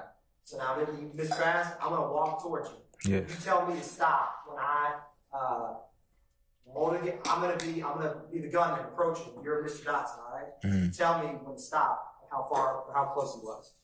Right there. Okay. And Mr. Pass, where were you when he was right there by Mr. Dotson? I was outside of the car. Actually, right outside the car by the passenger seat. Okay. Passenger side. I was outside the car on the passenger side. Now, Mr. Pass, this vehicle in 79 Charlie, where is that in relation to where you all's car was parked when this happened? It's in the same vicinity of where the car was. Okay. So, using this photograph, when the gunman approached Mr. Dotson and fired the round, where would you have been? You can use this gray car as a reference point. And if you need to use the pointer, you can. I was like outside the car next door to the passenger side. To the front passenger or the back? The front passenger side. Okay, got it. Now, what was your reaction to this? I was just telling Dirty to run, you know, because there wasn't nothing we can do. Now, was this nighttime or daytime? It was around like 3 o'clock. Maybe from noon to like 3 o'clock, afternoon time. And was it a sunny day, a rainy day, a cloudy day? It was a Sunday. Did this gunman who approached, did he have a mask on? No, he had long hair. You couldn't see his face. Were you able to recognize his face? No, sir. Now, what was your initial reaction after the gunshot went off? I immediately started running. And where did you run? I ran towards the front gate. I'm gonna publish what's already been admitted as State's Exhibit 8, Charlie. So, you see that car on the right, Mr. Pass? The gray car closest to the camera on the right side? And, Mr. Pass, I'm gonna use this pointer myself. You see this car right here? Yes, sir. So, where is that car in general in relation to where this robbery happened? That car wasn't there. Using that car as kind of like a reference point, is that the kind of side of the parking lot y'all were on, or was it not? That is the side of the parking lot we was on. And using this, where did you take off to? Towards the front gate, down the parking lot. Now, where did Mr. Johnson go? He took off running in the opposite direction. Okay. I'm going to publish 11, Charlie. Now, I'm going to need your help on this, Mr. Bass. So, where did you ever end up going outside of the gate? I did. Okay. Can you show the jury what part of this, if any, on this photograph that you left that apartment complex when you were running after the gunshot? Show them which way I left out? Correct. Okay. If there's any, if it's shown in this photo.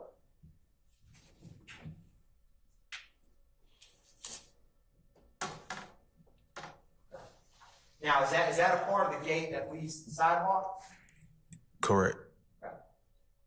Now, once you got passed through there, did you hear anything else?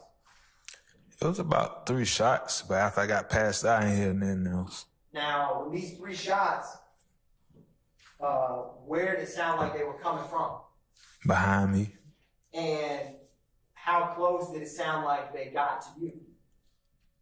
All of them were real close. How did you react to that? I was astonished. I wasn't shot, you know. Has anything like that happened to you while living in Summerdale apartment complex before? No, sir. And where did you, once you got through this gate, where did you end up running to? I ran towards the gas station by the McDonald's. Is that the BP? Yes. Okay. Now, I want to ask you a couple questions, Mr. Bass, all right? Mm-hmm. So, after this was all over, do you ever remember speaking to any police officer?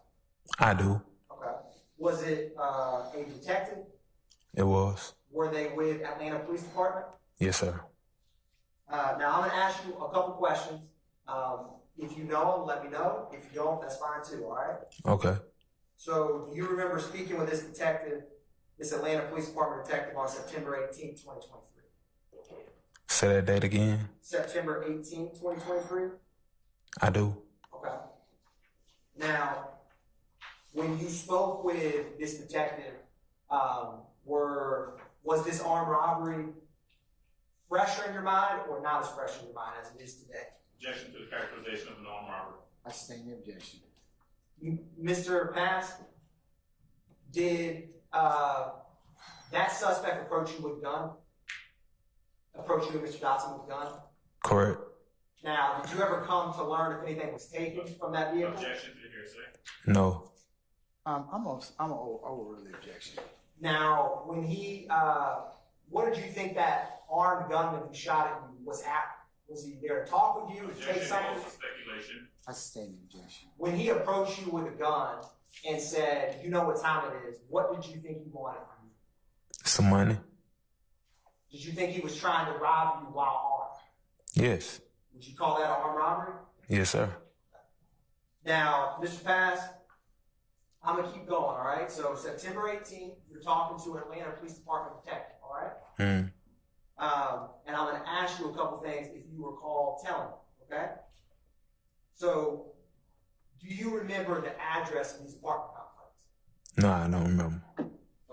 do you recall telling the detective that Objection, leading. Sustaining objection. Your Honor, may I approach? I'm trying to lay a foundation for a prior inconsistent statement. May I respond, Judge? I respond? Yes, you may. Yes, the witness has not indicated he doesn't remember, the witness has not indicated I sustain the objection. Thank you. Your Honor, may I approach with a case? You need to lay a foundation, Mr. Jackins. Yes, Your Honor. All right.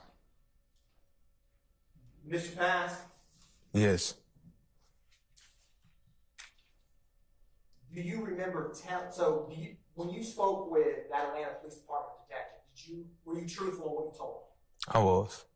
And was the circumstances of this day when this gunman approached and shot at you, was your memory of those events better on September 18, 2013, or as you sit here today? Better then. And so, is there some things today in terms of details? Is there any things that I've asked you thus far that you do not remember? It has been.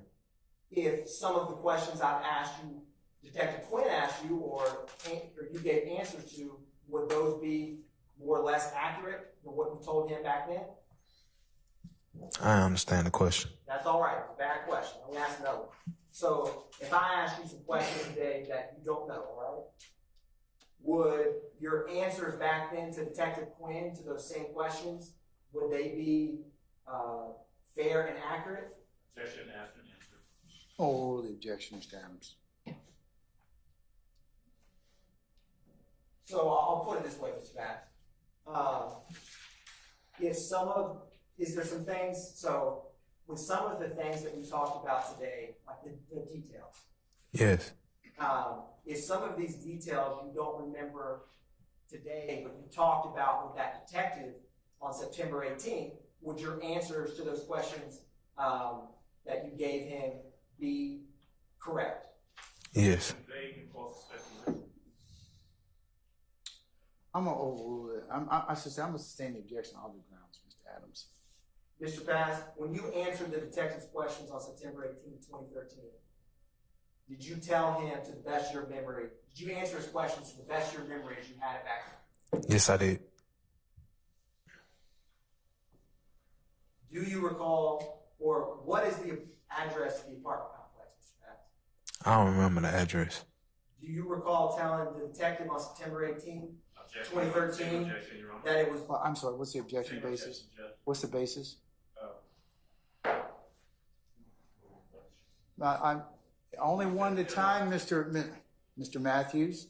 I'm sorry, Judge. Trying to get up. There's no foundation laid.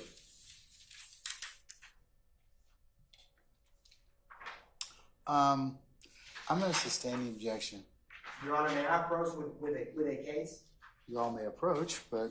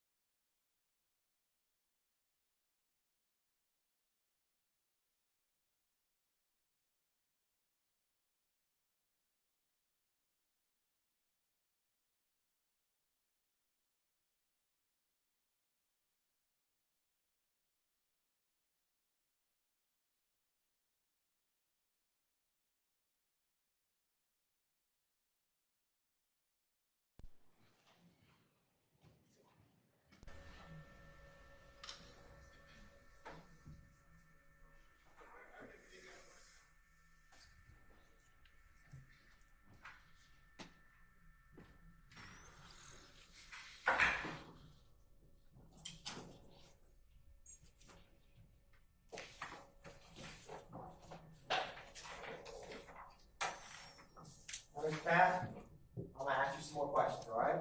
Okay. So, do you recall, I had asked you what color that handgun was? Do you remember that? Yes, I do. And, is it fair to say you didn't remember the color of that gun? Yes, it is. Now, do you recall telling the detective the color of the gun back in September 18th to 20th? I may have. And if you told him the color of the gun back then, do you think it would be accurate or not accurate to the color of the gun? I think it'd be accurate. Okay. Do you remember telling that detective that the gun was silver? Yes. Okay. Now, Mr. Pass, and this is a hard question, but you remember I asked you, do you know what can the gun was in? No, sir. If you had told the detective back on September 18th of 2013 what hand the gun was in, do you think that that would be an accurate statement back then? Yes, sir. Do you recall telling Detective Quinn that the gun was in the suspect's right hand? No, I do not. Okay. Now, I know you weren't able to see facial features, but do you have any in general, what did this gunman look like? Were they a male or a female? It was a male. And what do you remember about them, if anything, in terms of their description? If you had to describe them to the best of your ability, what would you say? I'd say African American. Okay. Now, do you know how tall they were? About the same height as Derek.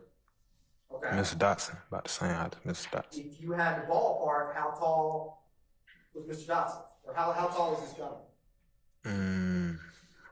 Maybe about 2 inches taller than Mr. Dotson. Okay. Let me ask this. How tall are you? I'm 5'8".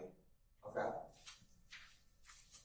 And if you told the detective about the suspect's height back then, do you think it would have been an accurate statement back then? I don't think so.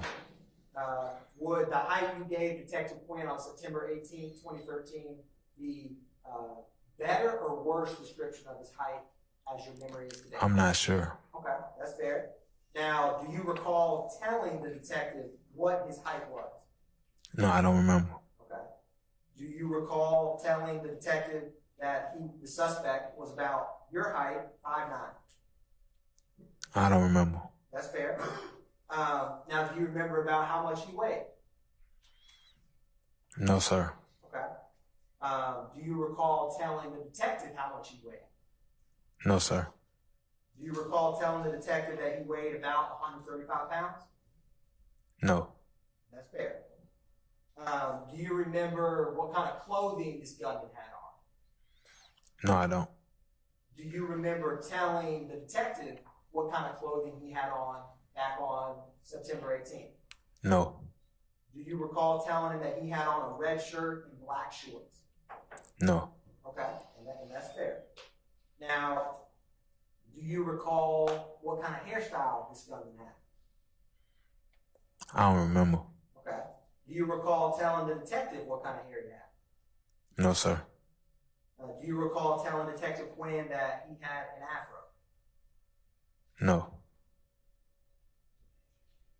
Now, how many shots did he have when he first approached him? You testified earlier about shooting on the ground, right? Yes. How many shots was that? Just one. Okay. And this may be a silly question, I gotta ask it. How quickly was Mr. Dotson running away? The first time the gun went off, he was like, like moving his leg, like, hold on, boy, hold on, you tripping. And he took off running. And how quickly was he once he did take off running? I ain't seen him no more. I was already still running too. And like, the last part I remember, because I was telling him to run and I was finna run, so. And you took off running after he did? Yes. Did Did you have any idea where this gunman came from before he appeared by y'all's car? No, I had no idea where he came from.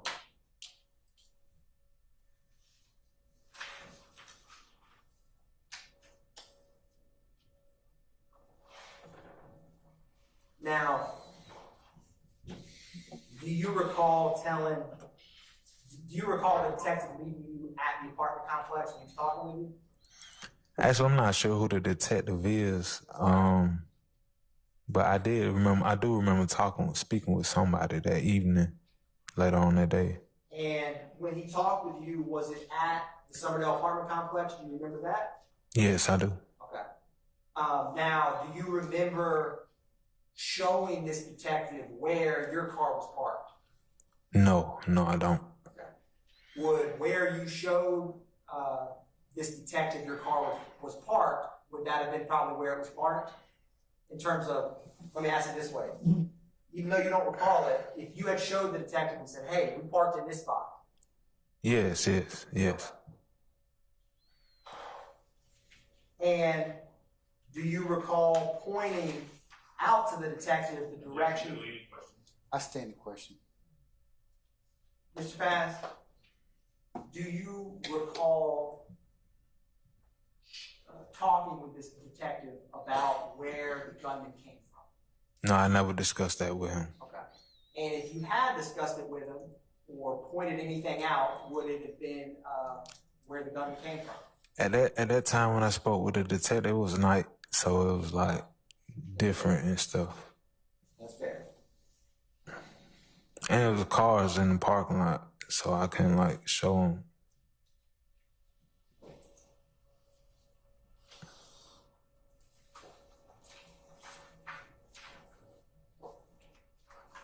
One brief moment, Mr. Bass, all right? Okay.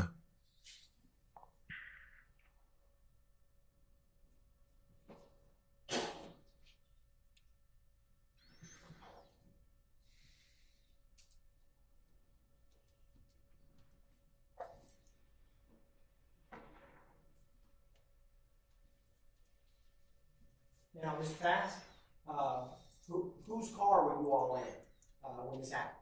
We was in Mr. Dotson's car. Okay. And did this gunman, did he do anything to conceal his identity from you all? In terms of like what he was wearing on his face? No.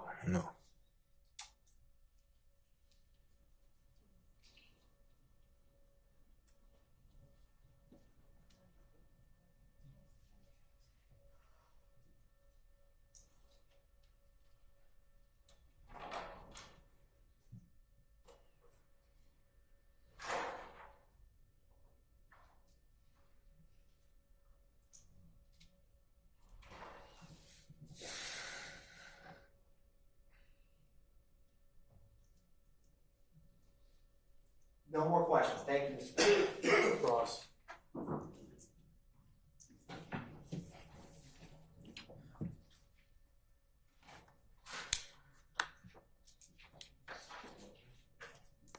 Good afternoon, Mr. Pass. Good afternoon. All right, my name is Keith Adams, sir. You and I have not had the pleasure of talking before, is that correct? We've not met before. No, sir. Okay. I want to ask you a couple questions about what you just testified to. Yes. And this was 2013, so a little bit over 10 years ago, is that right? I'm not sure when it was, but I guess I'll keep the records. Okay. It was a long time ago. Yes. All right. All right. So the day that this happened, you were living at Summerdale Commons apartment, true? Correct. All right. You were leaving the apartment on that day. And in fact, you did leave the apartment, didn't you? Yes. You and Mr. Dotson were in a vehicle. Yes, sir. You all left the location, true? Yes. And then you came back to Summerdale Commons apartments, right? Yes. All right. When you get back to the apartment complex, you are in the passenger side of the car, right? Yes. Mr. Dotson is on the driver's side, right? Correct. It is just the two of you in that vehicle at that time, right? Correct. All right. Now, was the car parked when all of this happened? The car was parked. Okay. So am I correct then that Mr. Dotson had pulled the car into a parking space? Correct. All right. And at some point, after the car is parked, you and Mr. Dotson, you sat in the car, listened to some music for a little while, right? Yes. And then you heard, or you recognized that there was someone coming up to the car door. No, they didn't come to the car door. Okay? They were coming towards the car. Is that right? Mr. Dotson was already out the car. They approached him. Okay. So Mr. Dotson gets out of the car, right? Yes. Are you still in the car at that time, or did you also get out? I was getting out at that time. You were what now? I was getting out at that time. Okay. Someone comes up and says something to the effect of, "Dirty Red, you already know what it is," right? You know what time it is. You know what time it is. Right? Yes. You heard that. Yes. And the next thing you heard was a gunshot go off. Yes. All right. The person who came up and said Dirty Red, and that was in fact Derek Dotson's nickname, right? Dirty Red. Yes. So the person called him by his nickname, right? True? Correct. All right. And so at that point, you heard, you saw this person, and the person was an African-American male, a black man, right? Yes, sir. I know you asked earlier about the description. Did you say you don't recall telling the detective that the person had like a short afro? Yes, I don't recall. Okay. The person was not that tall though, right? It's kind of, I can't really remember. I don't know. Okay. I wasn't that close to the person. Okay. You were on the other side of the car. Yes. All right. You heard a shot go off. One shot, right? Yes, one shot. The shot is, did you see the person shoot in the direction of Derek Dotson's feet? Yes, I did. Okay. Now, so if the car is right here, right, you're on the passenger side of the car, correct? Yes. Derek Dotson is on the driver's side of the car, right? He was in front of the car, on the driver's side of the car. He, like you just getting out of the car and walk straight. He was walking straight from the door. Like if this is the car right here, he's like up here near the front of the car on the driver's side. Yes. Okay. The person then comes and you hear the shot, right? I heard the shot. Right. Shot at his feet, and Mr. Dotson takes off in what direction? He didn't take off immediately. He said, "You tripping, man? What going on?" You know, like that. Like trying to figure out is maybe somebody trying to, you know, have a bad day or something, you know, maybe, you know. And then he was like, "You know what time it is?" And that's when I told him to run. You told him to run. I said, "Run." Right. And Did you run? he took out running, and I took out running. We both were left in different directions. Okay. You ran towards the front of the apartment complex, right? Correct. Towards the gate. Yes. Mr. Dotson ran in the opposite direction, correct? Yes. The person with the gun ran where? After Mr. Dotson? I don't know. You don't know? No. You didn't see where that person went? No, I didn't. Okay? But, and you're not looking because you're running towards the front of the apartment complex at that point, aren't you? Yes. Okay. You don't know where the gunman went, and you don't know where Mr. Dotson went. Is that true? No, I don't know. Okay. You didn't see the gunman, the person with the gun, do anything after that, right? No, I didn't. So you're not in a position to tell this jury, I saw him go in this direction or that. You can't tell, you don't know what he did. Who, the gunman? Yes. No, I don't know what the gunman did. I was running. Right. I know some shots was coming at me, though, while I was running. I was still going. All right. When you start running, then you hear some other gunshots, don't you? Yeah, I was gone, man. So I need you to estimate for me, right? Okay. From the time you take off running, right, to the time you hear some more gunshots, how much time has passed? I say count seconds, about 30 seconds. Okay. Maybe a little less. Okay. So sounds like pretty close in time. Yeah. Okay. You're running. You hear some gunshots. Do you hear any more gunshots after that second series of shots? I don't recall. Okay.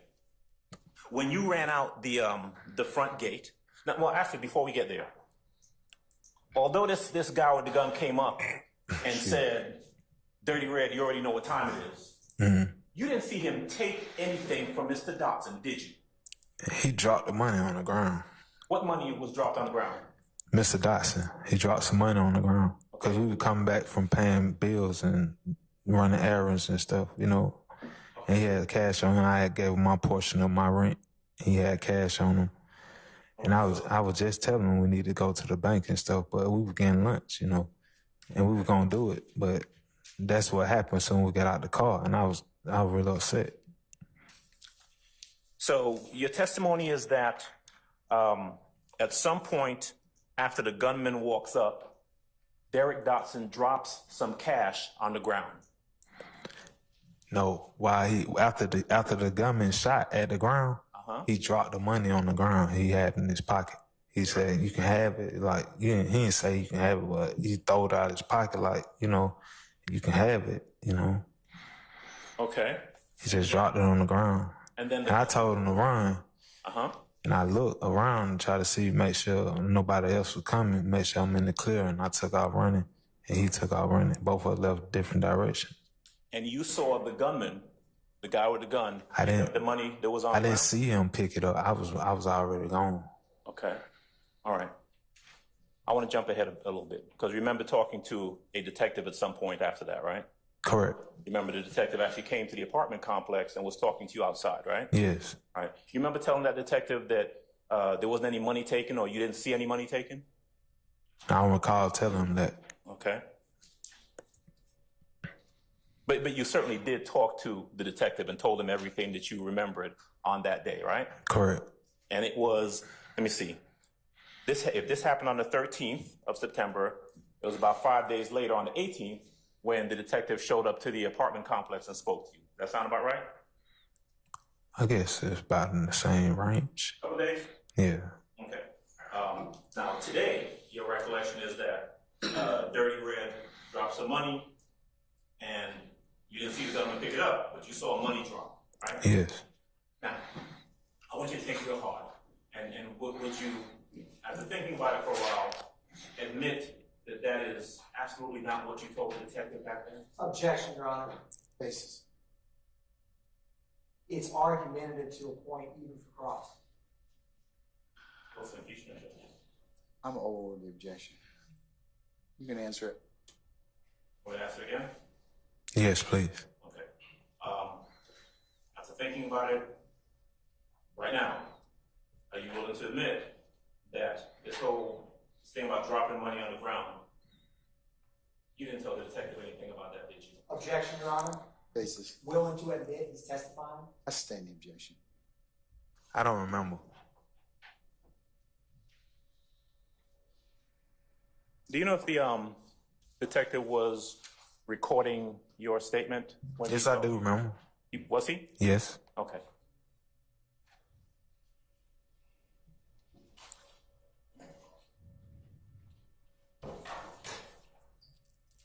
All right.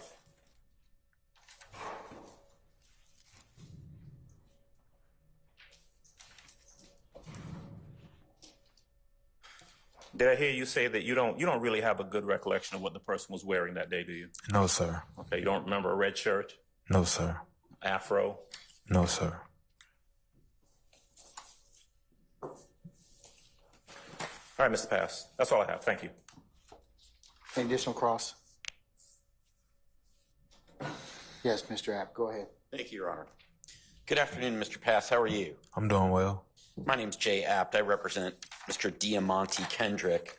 Do you know who Diamante Kendrick is? Never heard of him. Do you know this man sitting in the white sweater next to me? No, sir. Does he have anything to do with this case that you're aware of? No, sir. Thank you. No other Not that questions? I'm aware of. No, I'm sorry, what was Not that? that I'm aware of. Thank you. No other questions? Anybody else? Any redirect? No, Your Honor. All right. At this point in time,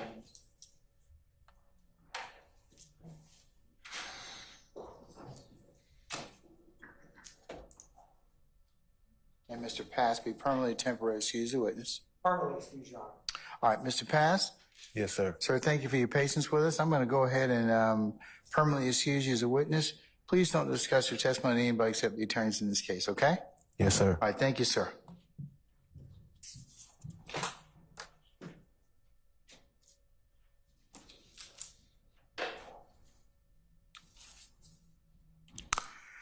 All right, call your next witness. Yes, Your Honor. The state calls Detective Summer Benton to the stand. Summer Benton? Yes, Your Honor. Okay, all right. Summon Detective Benton, please.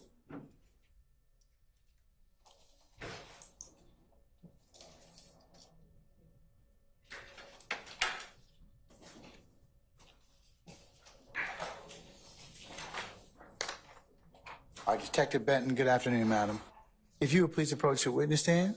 Once you get there, if you would turn and face Sergeant Ingram and be sworn as a witness, please, before you sit down. I do. State spelling first and last name for the court, please. Summer R. Benton, Summer. R is my middle initial. Benton, B as in boy, E-N, T as in Tom, O-N. Good afternoon, Detective Benton. Good afternoon. Where are you currently employed? City of Atlanta Police Department Homicide Unit. And how long have you been with the City of Atlanta? Over 22 years. How long have you been in the homicide unit? Almost 15 years. Do you have any specialization within the homicide unit currently? Yes, I do. What is that? I specialize in child murders, any type of child deaths, cold cases, and complex cases. How long have you specialized in child murder? Since 2019. Now, before becoming a homicide detective, what was your role within APD? Oh, I had many roles before coming to a homicide detective. After the academy, I was an officer in Zone 5 on the streets on a bicycle, handling 911 calls in a patrol car, specialized in vehicle larcenies, went a member of an undercover team for FIT, made detective, went to narcotics for a few years, major crimes response unit, and then was transferred to, spent some time in Vice, and then got transferred to homicide. You have mentioned FIT. What is FIT? FIT is the Field Investigative Team. It's a plainclothes unit that can have readily accessible their badge and credentials. So they're not undercover, they're just plainclothes. Detective Ben, do you have any familiarity with handling firearms? Yes. Can you explain for the jury your training experience in firearms? Every year we have to go through a certain number of hours of firearms proficiency tests. And every year you have to pass in order to be able to retain your post status as a police officer and have arrest powers. So every year we go through a full day of firearms training plus an extra 4 to 5 hours on another given day. This year we're switching firearms, so we're going to go through a 2 full day of firearms. So I get firearms training at least twice a year. I venture to guess that includes loading and unloading firearms? Yes. And do you have any training of rendering weapons safe that you encounter out in the field? We have to have that training when we go to our courses. When we were at the academy, we have to be able to take our weapons apart, put them back together, be able to take them apart and clean them, put them back together with the oil. And also we go through strategic policies of how to render a firearm safe. Now, Detective Benton, do you have any training experience with preserving and examining crime scenes? Yes. Can you explain that for the jury? So well over 17 years as an investigator, one of the first things we do once we make detective is we go through investigator schools. I've been through probably 4 different investigator schools, DEA, FBI, GBI, and of course our own here in the Atlanta Police Department. And in each one of those, we have a course that is crime scene processing, crime scene preservation, responding to crime scenes, where we learn how to draw scenes, we learn what can be readily identified as evidence. Basically, our motto is we'd rather have it and not need it than need it and not have it. And have you drawn crime scene sketches in your experience? Yes, sir. If you had the ballpark, how many crime scene sketches have you created for a case? Well over 100. Did you create a crime scene sketch for this case? Yes, sir, I did. Student Judge, can we approach briefly, please? You may.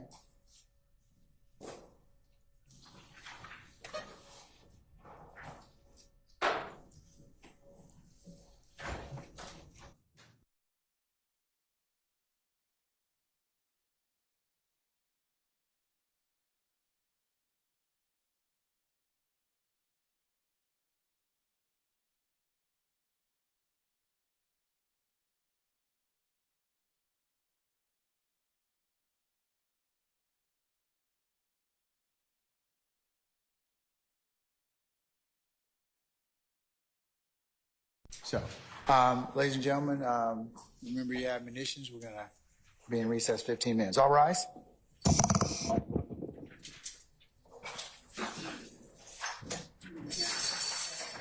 Huh? Yeah, they asked for a comfort break.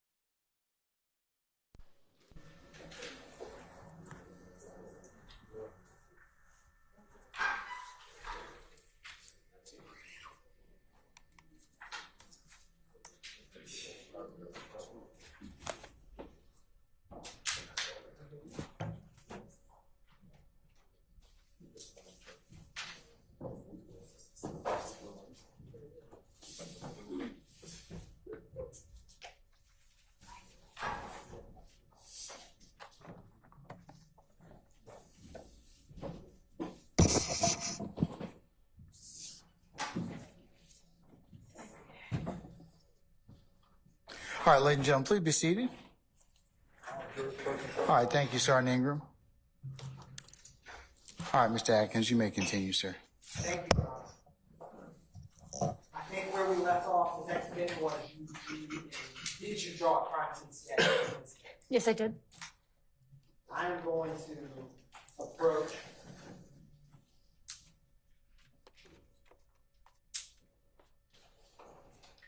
with 118 Charlie, 102 Charlie through 107 Charlie, and 119 Charlie.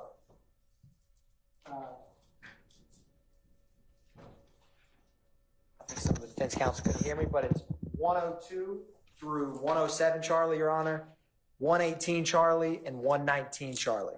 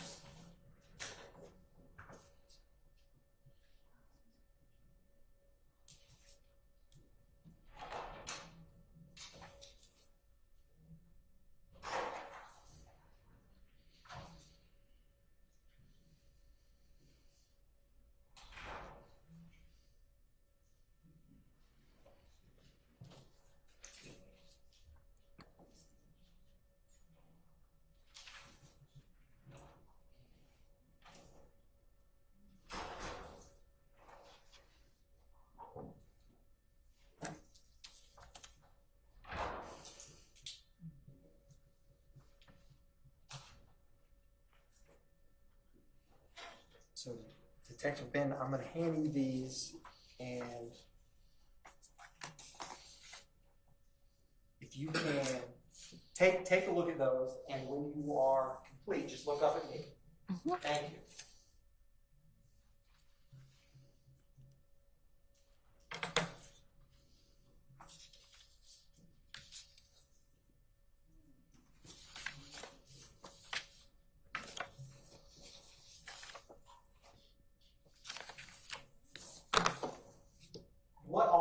I'll start with, what is 118? 118 is the crime scene drawing that I sketched, plus the legend. And is 118 Charlie, how do you recognize it? I drew it.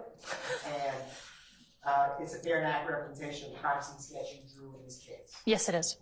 And 102 through 107 Charlie and 119 Charlie, those photographs, what are those? Those are photographs that basically depict the markings.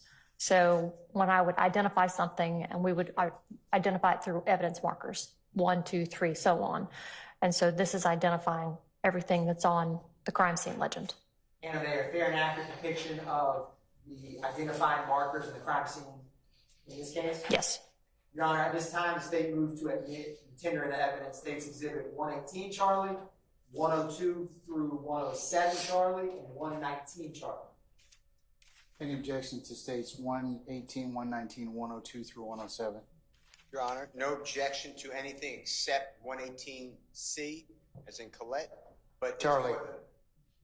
It's for the continuing witness rule. I know what you said. All right. States 118, 118 Charlie, 119 Charlie, 102 Charlie through 107 Charlie admitted. Thank you, Your Honor. I'm going to publish Detective Ben 118 Charlie. And it publishes you see fit. Thank you, Your Honor. All right. Publishing 118 Charlie. There's going to be, you can use the hard copy, or there's on the screen. We'll use that one. There's one on your left. There's obviously a larger one up on the screen behind you. Okay. Can you kind of orient the jury in general to this crime scene sketch, like the buildings, the roadways, and what in general is depicted?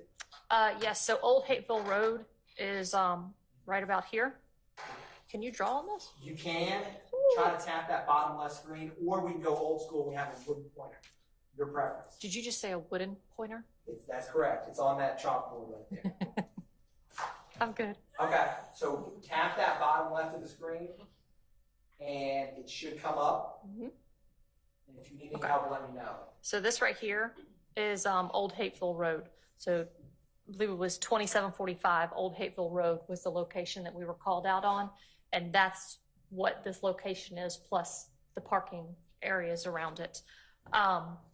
It's the Cleveland Coin Laundry, which is right here. Is the name that I put. I always put it in the top left-hand corner, or try to. And this, of course, is where the majority of our crime scene was focused on. And this is an aerial view. So if you were looking at something from above, straight down, that's how we're seeing the crime scene drawing. And Detective Benton, that rectangle with a triangle in the very back, right underneath the time on this, what is that depict? A vehicle. That's Georgia Tag Baker Mary Queen 5886, and that's the vehicle that most of the evidence was around. And what is the vehicle behind it? The vehicle behind it is a patrol vehicle. Now, I want to walk through these items and kind of rotate between the crime scene sketch and the photographs. Mm-hmm. I'm going to publish 119 Charlie. Oh, It's all right. Okay. There should be a way to clear it. There we go. So, Detective Ben, what is, in general, can you kind of explain for the jury, how do you decide what is placard number 1?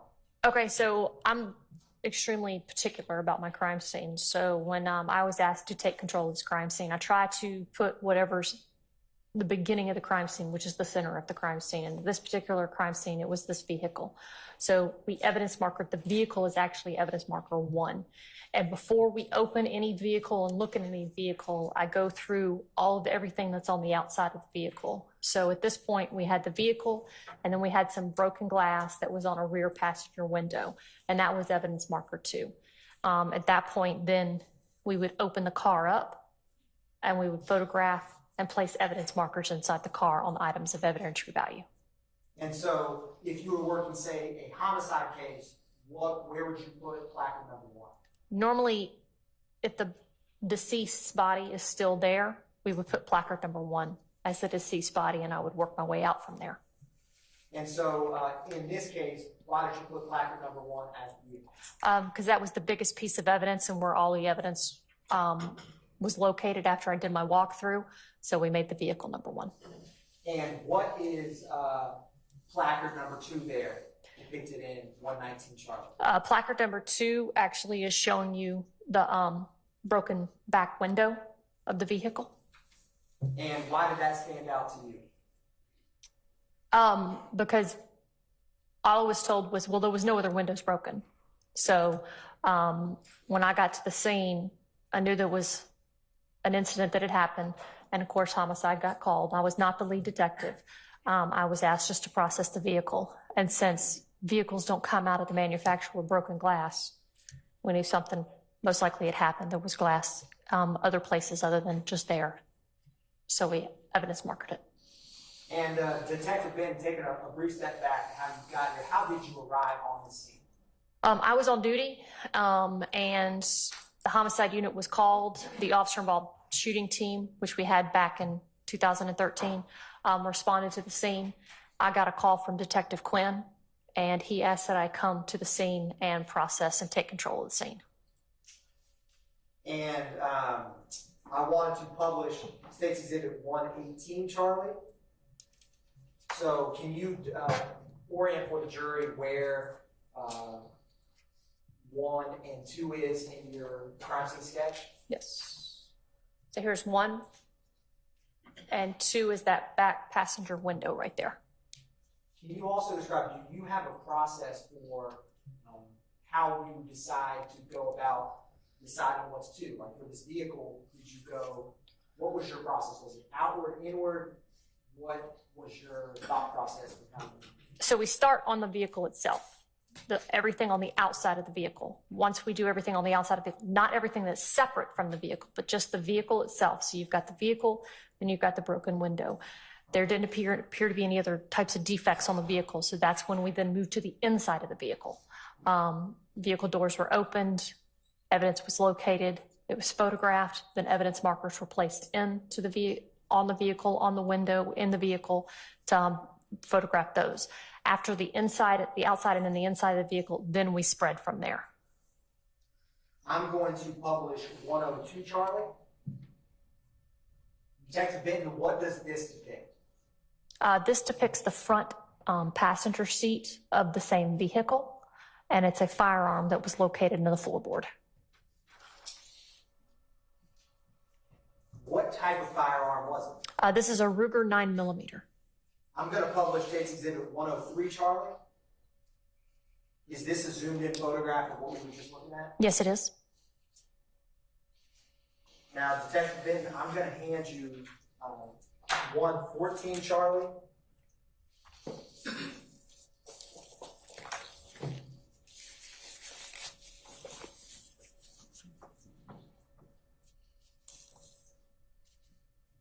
And once you get those gloves on, if you can look at 114, Charlie, and I'm going to ask you a couple questions.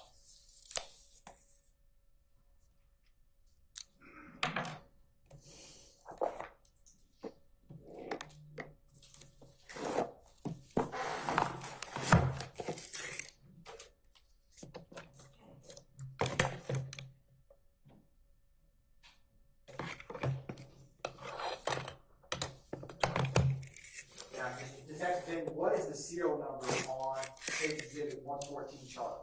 The serial number is 302-44238. And what was the serial number of the firearm that is next to placard number 3 in State's Exhibit 103, Charlie, on the screen? 302-44238. Now, when you have firearms such as this, do you photograph the firearm first as depicted in that exhibit, or do you collect it? No, we photograph it as is first, as we see it on scene. Then we put an evidence marker down, it's photographed again, and then after that's photographed, and then the entire scene is photographed, then we collect the firearm. Why is that important to do it how you just described it? Because we want to photograph it as is, so when we get to trial, you guys can see how we found it before any type of manipulation was done to the weapon to render it safe. And do you have any process for clearing these firearms and rendering them safe after you photograph and collect them? Yes. Now, was this specific firearm that's depicted, was it loaded? Yes, it was. Did it have any in the chamber? Yes, it had one round in the chamber. Can you describe what that means to have one in the chamber? So if you look here, this is what we're going to call, for all intents and purposes, that where the bullet would lie, the live round would lie in the chamber. When the bullet is fired, the projectile will come out towards the front this direction. And then, of course, the shell casing of that firearm will eject, most likely backwards and to the right. And then if there's another live round that's in the magazine, it's automatically feeded up into the chamber of the weapon after it's being fired. Unless there's some type of stovepiping or anything like that, then that's how it is. But this particular weapon, nothing was in the magazine. However, there was a live round in the chamber. So we had to make sure to eject that live round out of the chamber and render that firearm safe. I'm going to publish 118 Charlie, the crime scene sketch. And if it's possible, I'm going to zoom in just a little bit and see where placard number 3 that we just looked at is in this sketch. So placard number 3 is right here. The number is right there. But there's a line that goes to tell you where it was located inside the vehicle. Orienting it to the front passenger seat. Floorboard. I'm going to publish 104 Charlie.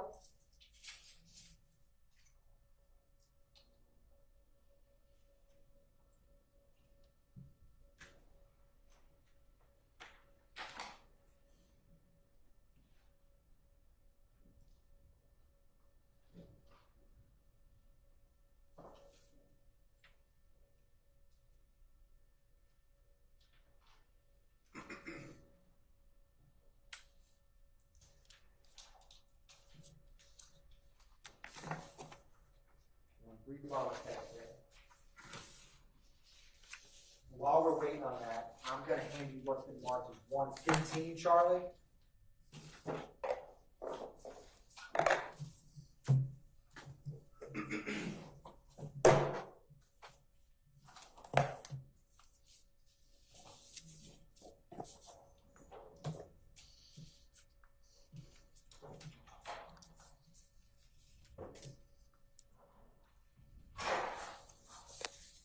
Now, Detective Benton, what was item number 4? Item number 4 was a Taurus 9mm semi-automatic firearm. And what was the serial number on that semi-automatic firearm? Tom Charlie X-ray 63132. Now, in State's Exhibit 115, Charlie, can you look at that and tell me what that is?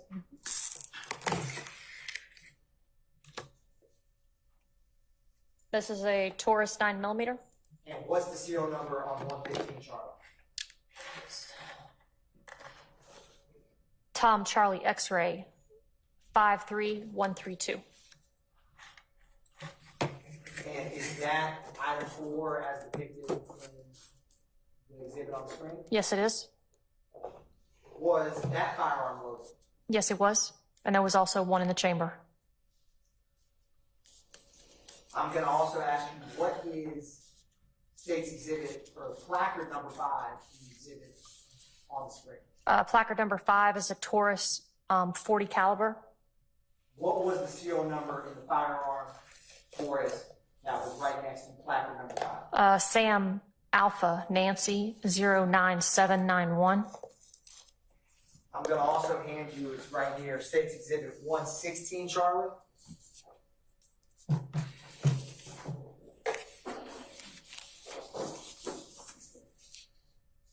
When you get a second, I was going to ask you what's the serial number on 116, Charlie, once you're able to look at it.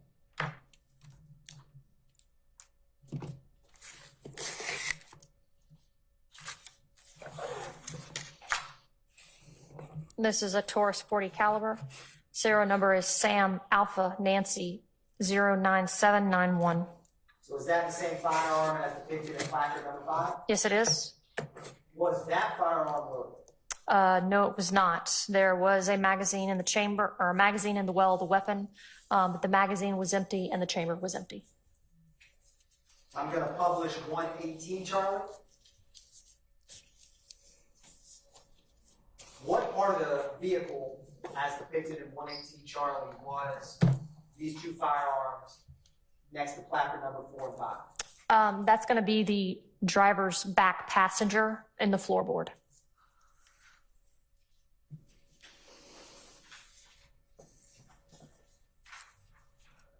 Publishing 105, Charlie. What do we have in 105, Charlie, starting with placard number 6? 105 Charlie, placard number 6 is the blood that you see on the ground there. And placard number 7 is money.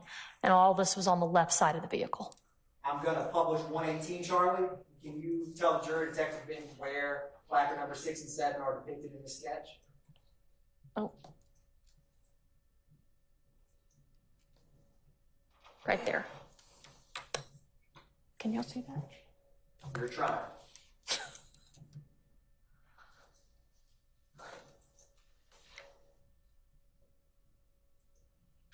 So 6 and 7 is right there. Is towards the back left side of the vehicle. Is it fair to say it's between the Georgia tag vehicle and the patrol car? Yes.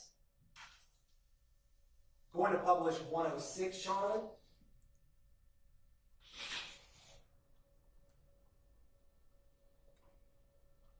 Detective Ben, what is depicted in 106, Charlie? 8, placard number 8 is showing U.S. currency, and placard number 9 is showing blood. Now, when you got called to assist this crime scene, would you have helped direct these crime scene photographs to be made? Yes.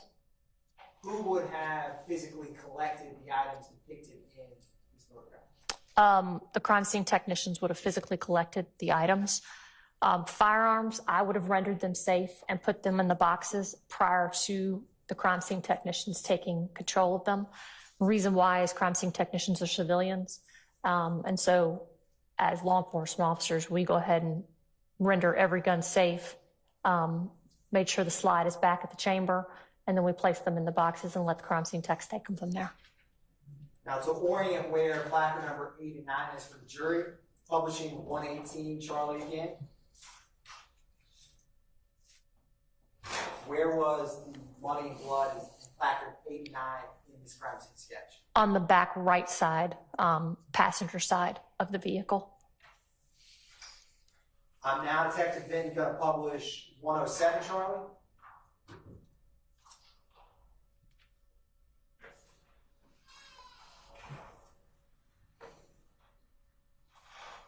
What was item number 10 as depicted in 107, Charlie? It was a magazine. Were there any rounds in this magazine? Yes. Do you know what firearm that magazine came from? I do not. It was just collected and the information was handed over to the lead detective. And I'm going to publish 118, Charlie. Do you know what part of the vehicle item number 10 was? I believe item number 10 was also in the back, on the other side of the floorboard in the back seat.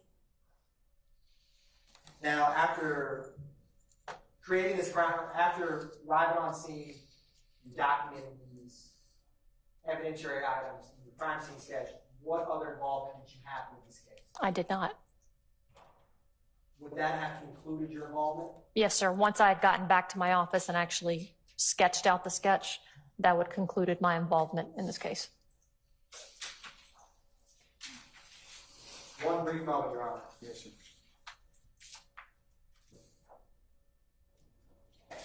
No further questions from the state. Thank you, Detective Benton. Cross.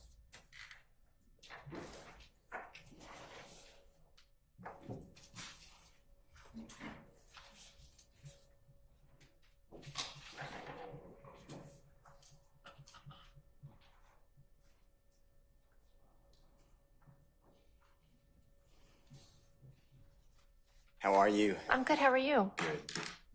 I'd like to ask you a couple questions if I could. Yes, sir. Okay.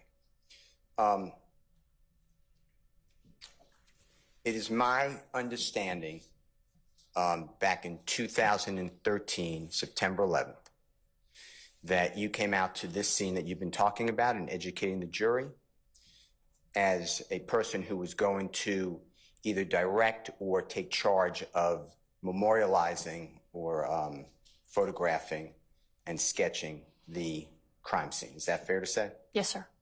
And the crime scene, as you articulated so eloquently, started with the vehicle, the 2004 Nissan Altima. Is that correct? Yes, sir. And did you physically take the pictures, or did you have one of the crime scene techs, at your direction, of course? I know they're civilians, but did you direct them, hey, this is what I want you to do? Yes, the crime scene techs took all the photographs. Okay. And that's under, I assume, you were there, you were witnessing, making sure that it was done to your satisfaction. Yes, sir. Okay. Now, I'm going to show you, there's a lot more photographs taken that day. Is that fair to say than what you just introduced? Oh, absolutely. The jury. Are you familiar with those photographs? It's been over 10 years. Understood. I'm going to show you in a little while, with the court's permission, the photographs for you to look through. But I want to ask you a couple questions first, okay? Yes, sir. All right. First of all, some witnesses, you've interviewed witnesses before, correct? Yes, sir. And sometimes events are startling, like a car flying over a police car. That's a traumatic, startling event, right? Or could be. Objection made, Your Honor. That's the same question. Have you ever seen a car fly over your patrol car? My patrol car? No. Okay. And at times, whether a police officer or a civilian like me, you know, when something unexpected happens, you may get confused. You may not see what you see, or you may see it perfectly. It depends on the person. Is that fair to say? Objection, Your Honor, vague. That's the same question. Okay. When you take statements from a witness or a potential witness, sometimes that witness, although trying to give you the best information they can, sometimes their recollection may not be the same as recollection for other people. Is that fair to say? Objection, Your Honor. Compound question. That wasn't compound. I'll sustain. You can rephrase, Mr. Steele. Have you ever interviewed a witness where they said something in contradiction or conflict with, let's say, another witness? Yes. Okay.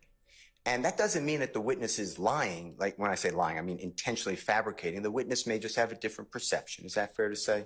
Objection, Your Honor. I'll rule the objection. Yes. And therefore, somebody in your position who has dedicated themselves to understanding, learning, and then teaching, you want to get as much information as possible from all sources to ensure, as best you can, that all information can one day be delivered potentially to a jury. Is that fair to say? Yes, sir. And amongst that, we have tools that are used to analyze evidence. Is that correct? I have no idea what you were talking about. Okay. Photographs. Oh, you mean demonstratives? Sure. Yes. Okay. Yes. Thank you. No, that's fine. Fingerprint analysis. Okay. So you're getting into expert testimony. Yes. Sure. I mean, these are things that the criminal justice system as a whole can use. Defense lawyers can use it, prosecutors can use it, police can use it, judges can use it to try to get information from a scene. Is that fair to say? Objection, Your Honor. Basis. Compound and testifying. I'll allow it, sir. Is that fair to say? Yes, sir. And you said, I think you articulated at the beginning some of your background. I'm not saying it's all of it, but you studied under the DEA, fair to say? I took an investigative class with the DEA. FBI. Took a street survival investigative class with the FBI. GBI. Investigative class with the GBI. And you're with APD. Yes, sir. And APD, for the ladies and gentlemen jury, they probably know, but Atlanta Police Department. Yes, sir. Okay. And when you're processing a crime scene, you are potentially collecting evidence, or hopefully collecting evidence. Is that fair to say? Yes, sir. And the reason we do that, or you do that, is so you can bring to life to the jury, for the court, for the prosecutors, for the lawyers, for the witnesses who weren't there, you could bring what you saw or what you memorialized. Fair to say? Yes. Okay. Now, you said the motto, I think I got this right, but the motto is of the Atlanta Police Department, something to the I never said it was the motto of the Atlanta Police Department. Okay, well, I'm glad you said that. Your motto is we'd rather have the information and not need it and not have it. That's not what I said. What did you say? I said we'd rather have it, not need it, than need it and not have it. Okay, I apologize for misquoting you. And the point that you made is if we are more inclusive with our information, the better the results could be later, potentially. No. What did you mean by it? That we take every piece. I was talking about crime scene specifically. We try to take as much evidence as we can from the scene. Whether or not it turns out to be evidence or not, at least we had it and we can determine later on, or the lead detective can determine later on if it's of evidentiary value. I didn't know much information going into the scene. I was just asked to come and process the scene. Understood, and thank you for clarifying that. Now, does that include taking witness statements? Do you ever take a witness statement on a recording? Yes, but on this day, I do not take any witness statements. My sole objective was to process the crime scene. Understood. But in general, have you taken witness statements on a recording? That are recorded? Yes. Absolutely. Have you done it where you have the witness write out a statement, then verify that's what they said and they sign it? Oh, I haven't done that in probably over 12 years. Okay. Recording's the way to go? Yes. Okay. Have you ever been in a position where you took a statement from a witness, you recorded it, and then you decided you're going to delete it and not send it over to anyone? No. That would be wrong? Yes. Tell the jurors why that would be wrong. Because that's evidence. You're deleting evidence. It doesn't matter if that evidence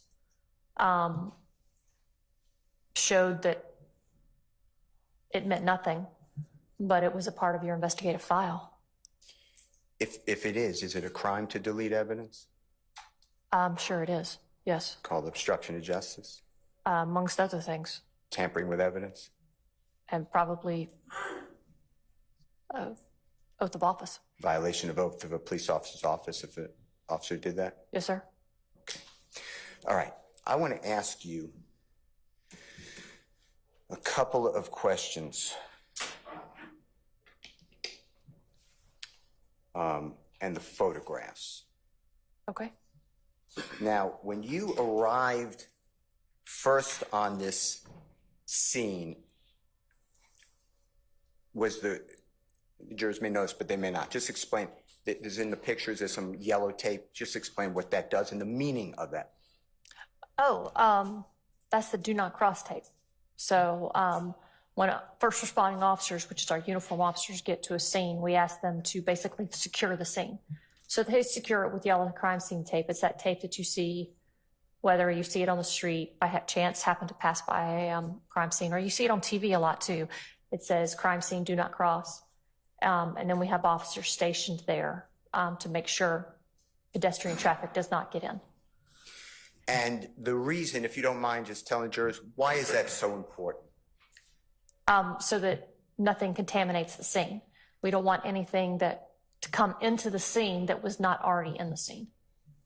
And could that be contamination, be like somebody could remove a piece of evidence that may be valuable? Absolutely. Pick up, I'm making this up, but pick up a shell casing? And Absolutely. Walk away with it. Even if they didn't intentionally pick it up, maybe it could get stuck in their foot or something, or the base of their shoe if they have little ridges in the shoe, like boots. Yes, sir. And we've had it in previous crime scenes, not this particular one, where, somebody may drive through a scene and it gets in the tires, a shell casing or something. Yeah, that was just an example. Yeah. Or somebody could drop something and then add to the crime scene that should not have been there if they kept out of that do not enter. Yes, sir. Area. Okay. Was that done in this case as far as you remember? I believe it was. Okay. We could see it in some pictures, but I just wanted to make sure. And that's standard procedure, correct? Yes, sir. All right.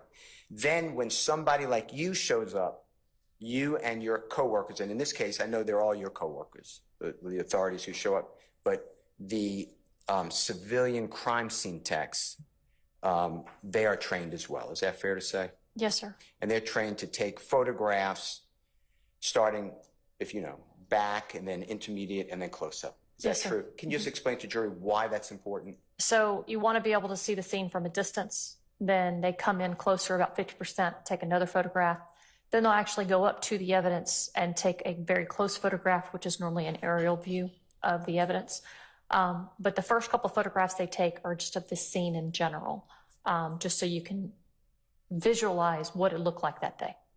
And is that to put things in context? Is that fair to say? Yes. Because if we just take the one up close of what's I'm just making up, but a shell casing or blood, you don't really know where that is possibly. So you take it further back, closer, and then up close. Is that all true? Yes, sir. Okay. With regards to the vehicle, when you got there, did you order or direct, I'm not saying you'd order, but did you ask, politely, the crime scene technicians who were photographing to take placard 1? It's the 2004 Nissan reddish Altima. Just take it the way it was. Take the pictures the way the vehicle Yes. appeared. And you explained to the jury, I believe, on direct examination a little bit, that it's not right to go through the car yet or adjust the car or move the car until those photographs are taken. Is that fair to say? Yes, sir. And that's because, like you were saying, you want the purity of the scene, and then we can put the placards in or adjust the evidence or take close-ups. Is that all true? Yes, sir. All right. Now, when you first got, and I don't remember, I may need the help, when you first got to the scene, you took number 1. Do you know what number that is? If you know what I'm talking about. May I just have 1 second, Your Honor? I apologize, detective. Just give me 1 second, okay? Fine.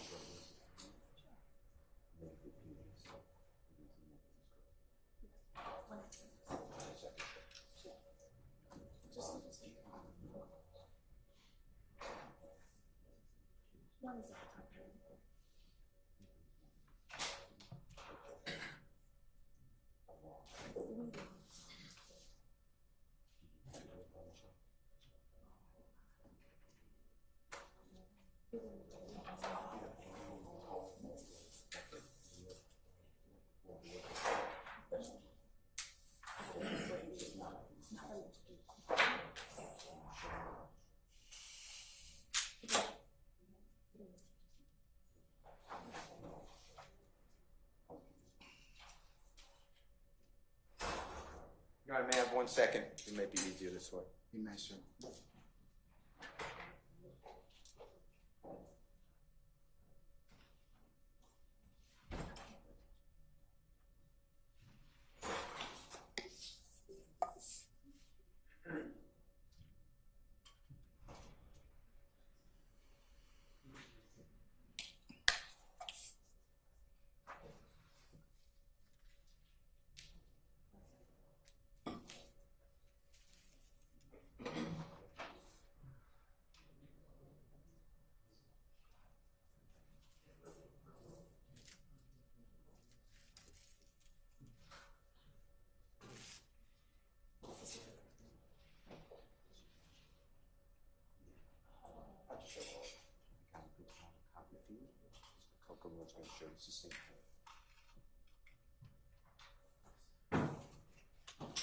Mr. Kokomo. Your Honor, with the court's permission, may Mr. Kokomo approach Detective Benton and show her defendant Mr. Williams, exhibit number 80 to 196, if you don't mind. And then Detective, I'm going to ask you to do me a favor. When Mr. Kokomo, with your permission and the court's permission, approaches, just make 2 piles. Anything that you don't remember, or you didn't do, or you didn't see, just put them one side. Everything that you could say, yep, this is how it looked on the scene, and I directed the photograph put on the other side, okay? Okay. Okay. Is that okay, Your Honor? Have you, has the state seen Defendant Williams? I have not, Your Honor. I'm looking at these right now. All right. Just let him know when you're done, okay? Mr. Steele, we'll just pause in place, okay? Sure. This is the same that's on the front drive.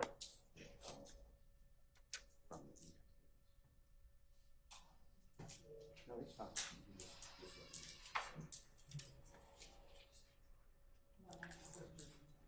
Thank you.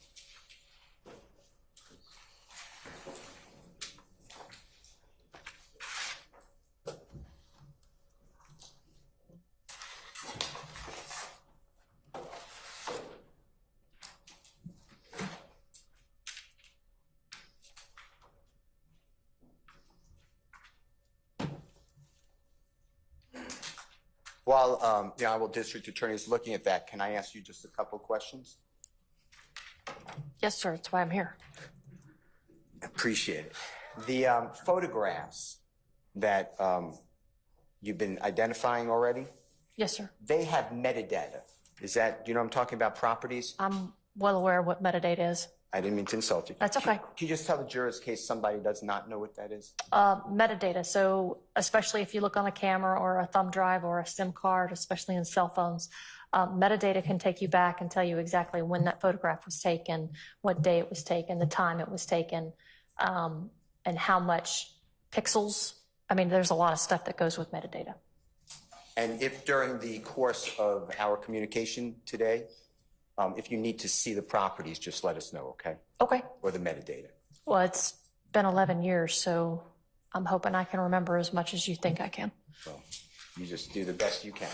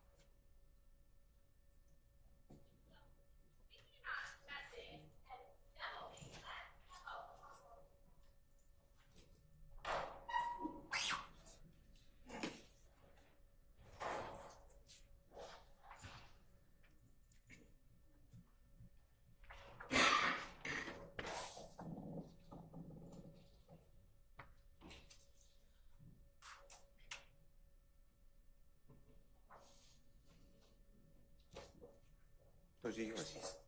Those are yours. You're welcome. Your Honor, with the court's permission, may Mr. Kokomo approach the Honorable Detective with Mr. Williams Exhibit 80, and they're consecutive, sir, so it goes up to 196. Has the state examined those? I have, and what was the last number, Mr. Steele, that you It should be said? 196. Okay. 83 or 196. Your Honor, and I can approach when the court would like, 122 through 172 and 173 to 195. The state has separate objections to, whenever the court would like to. But I will wait until the witness has seen them, Your Honor. Hold on a second.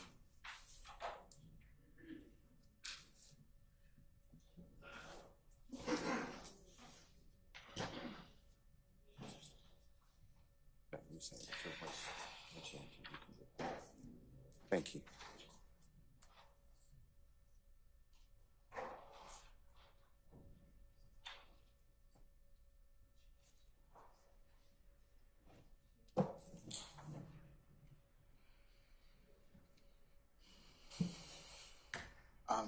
All right, counsel, come on.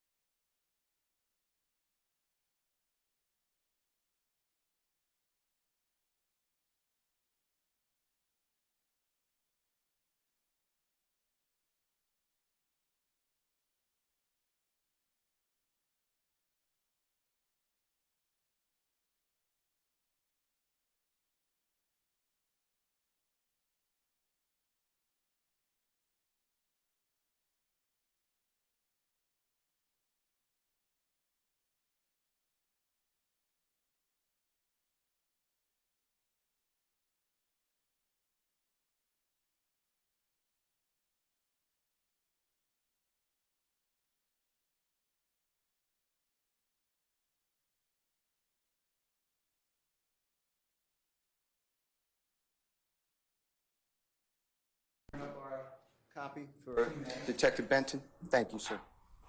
Detective, again, just do me a favor. If you need to clear out space, just don't say anything yet because they're not in evidence. Just tell us which ones you recognize, which ones you don't. If you need something to refresh your memory, just let us know. Okay, so just to clarify, you want me to go through over 100 photos and put which ones I remember and which ones I don't?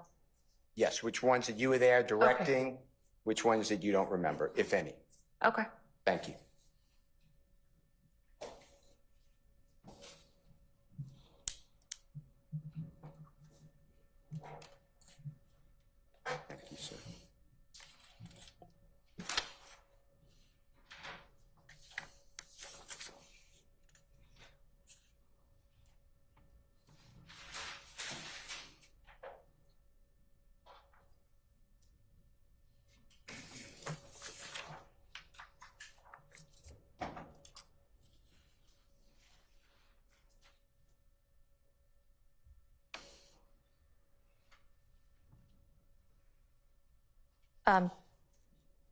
Quick question. Yes, of course. Are you supposed to, am I supposed to try to remember this from the scene or if I've remembered these photographs? Because I've never actually seen any of the photographs. Either way, from the scene. Okay, I just wanted to clarify. Yeah. Thank you, sir. Yeah, you're welcome. Thank you.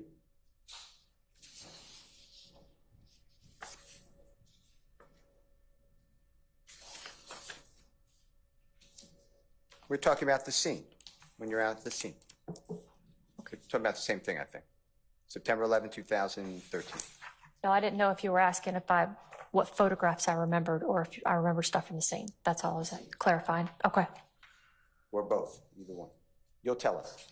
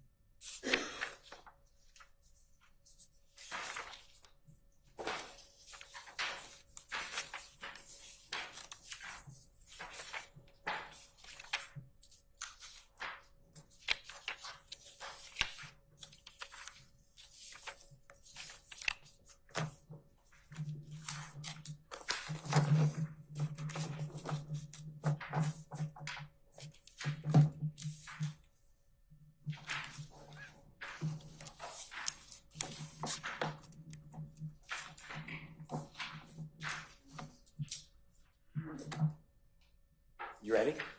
Okay. Tell me which ones you recognize. This was the scene I processed. Okay. This was a secondary scene from behind me that I was not in charge of, and I guess when they processed the vehicle at the annex, I wasn't there for that. Your Honor, may I approach? I'm sorry. Which photos are you referring to?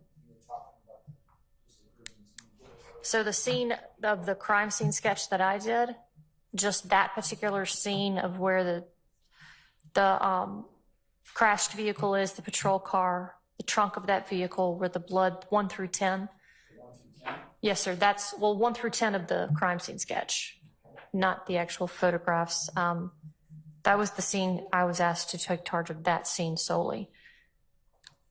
The house behind it and all of that, that was not where I was asked to go. So just to make Your Honor, do you mind if I ask a question? Just to make it easy for the court and the jurors, tell us which Mr. Williams exhibit number. It should be on the upper left of the photograph you're looking at. Just go through one by one so that everyone can follow you. Which photographs truly and accurately depict the scene that it shows that you're referring to? Well, these truly and accurately depict the scene I was That's what in we're charge of. The ones that you can testify about. So 80, Okay? 81, Yes. 82, 89, Hold on 90. one second. Hold on one second. Hold on.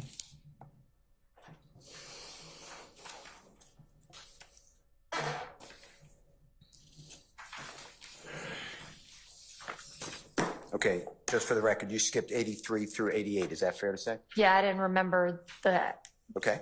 what the front of the store looked like. Okay. So I didn't want to lie on the stand. No, don't do that. Okay, go ahead. 90, 91, 92, 93, 94, 97. Hold on one second. Okay. 98, 99, Hold on, you're going too fast. 101, 102, 103, 104, 105, 106, 107, 108, 109, 111, 112, 113, 114, 116, 117, 118,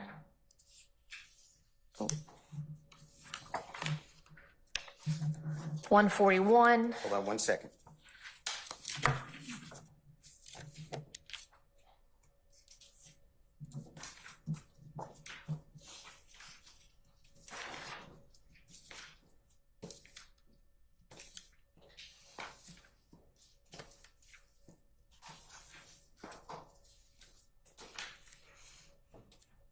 Okay.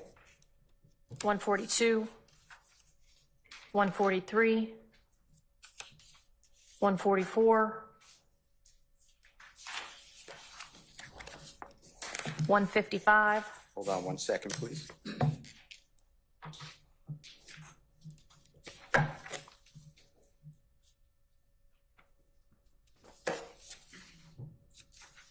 I'm with you. 156, 157, 158, 159, 160, 161, 162, 163, 164, 165, 166, 167, 168, 169, 170, 171, 172, 173, and 174. And then 175, just for the record, completeness, 196, do not recognize. Fair to say?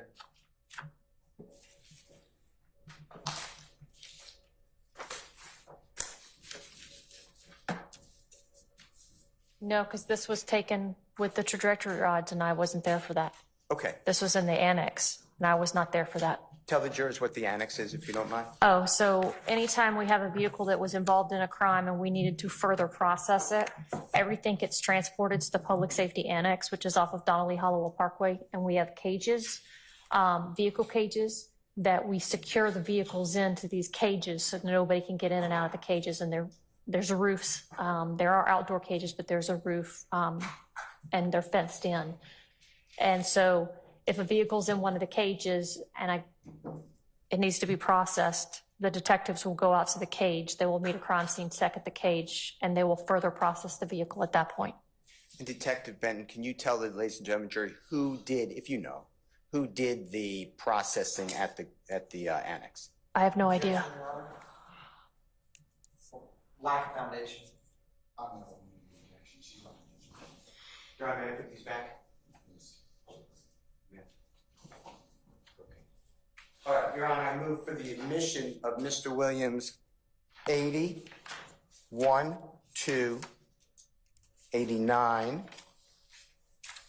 90, 91, 92, 93, 94, 97, 98, 99, 101, 102, 103, 104, 105, 106, 107, 108, 109, 111, 112, 113, 114, 116, and 117, 118, 141, 142, 143, 144, 155, 156, 157, 158, 159, 160, 161, 162, 163, 164, 165, 166, 167, 168, 169,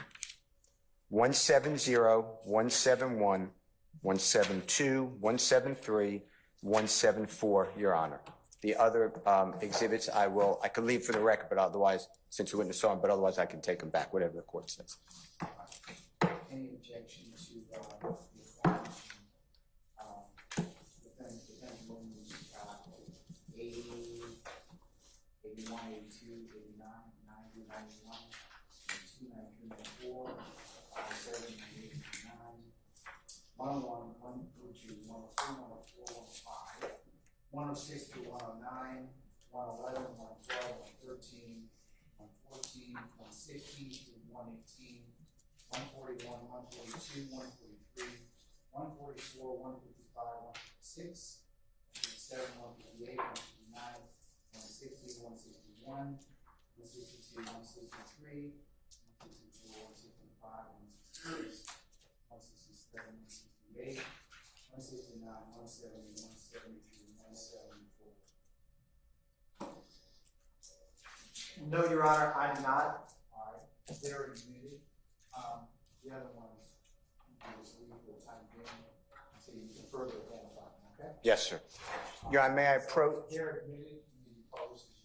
May I approach Detective Benton just to remove the ones that are not admitted and give them to the court reporter? Would you mind helping me out on what is not admitted? Thank you. Everything else.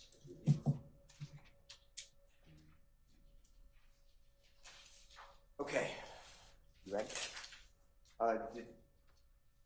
Your Honor, with the court's permission, Mr. Kokomo will be showing, and with the help of Detective Benton, Mr. Williams, number 80.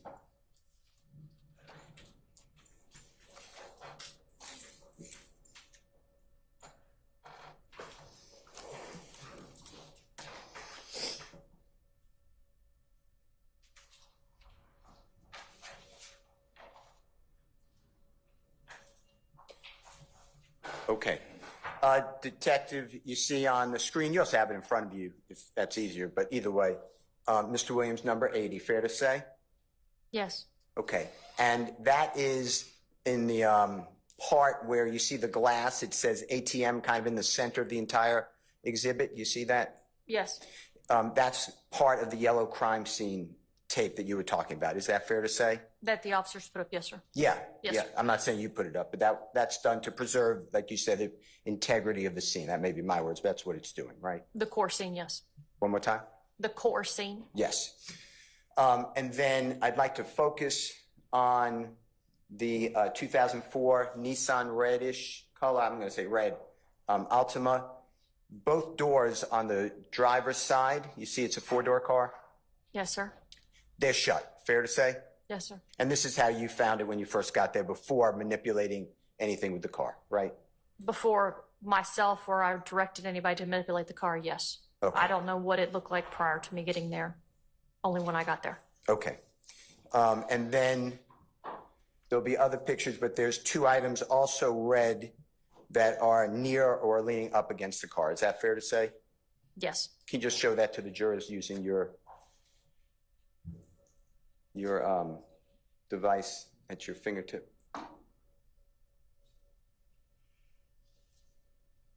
Okay. Is I'd that like that? Yeah, that's fine. Okay. Okay. And those are items that you observed came from the car? Yes, they appear to be like fenders or bumpers. Okay. Mr. Williams, number 81, it looks like a similar picture to me, but I just want to be complete. You had this picture taken, but now we see the City of Atlanta police issued patrol vehicle in the picture as well. Is that fair to say? Yes, sir. All right. If I leave something out, just let me know, but I'm going to go to 82, okay? 82, it's a similar, I'm not saying it's the same, but it's a similar picture depicting similar items. Yes, sir. Okay. Now, 89. Now, this shows the vehicle as you observed it impacting in that building, correct? No, I didn't observe it impact anything. I just observed it sitting True. where it appeared to have impacted. Okay. Yes. You come after the fact. Yes, sir. Right.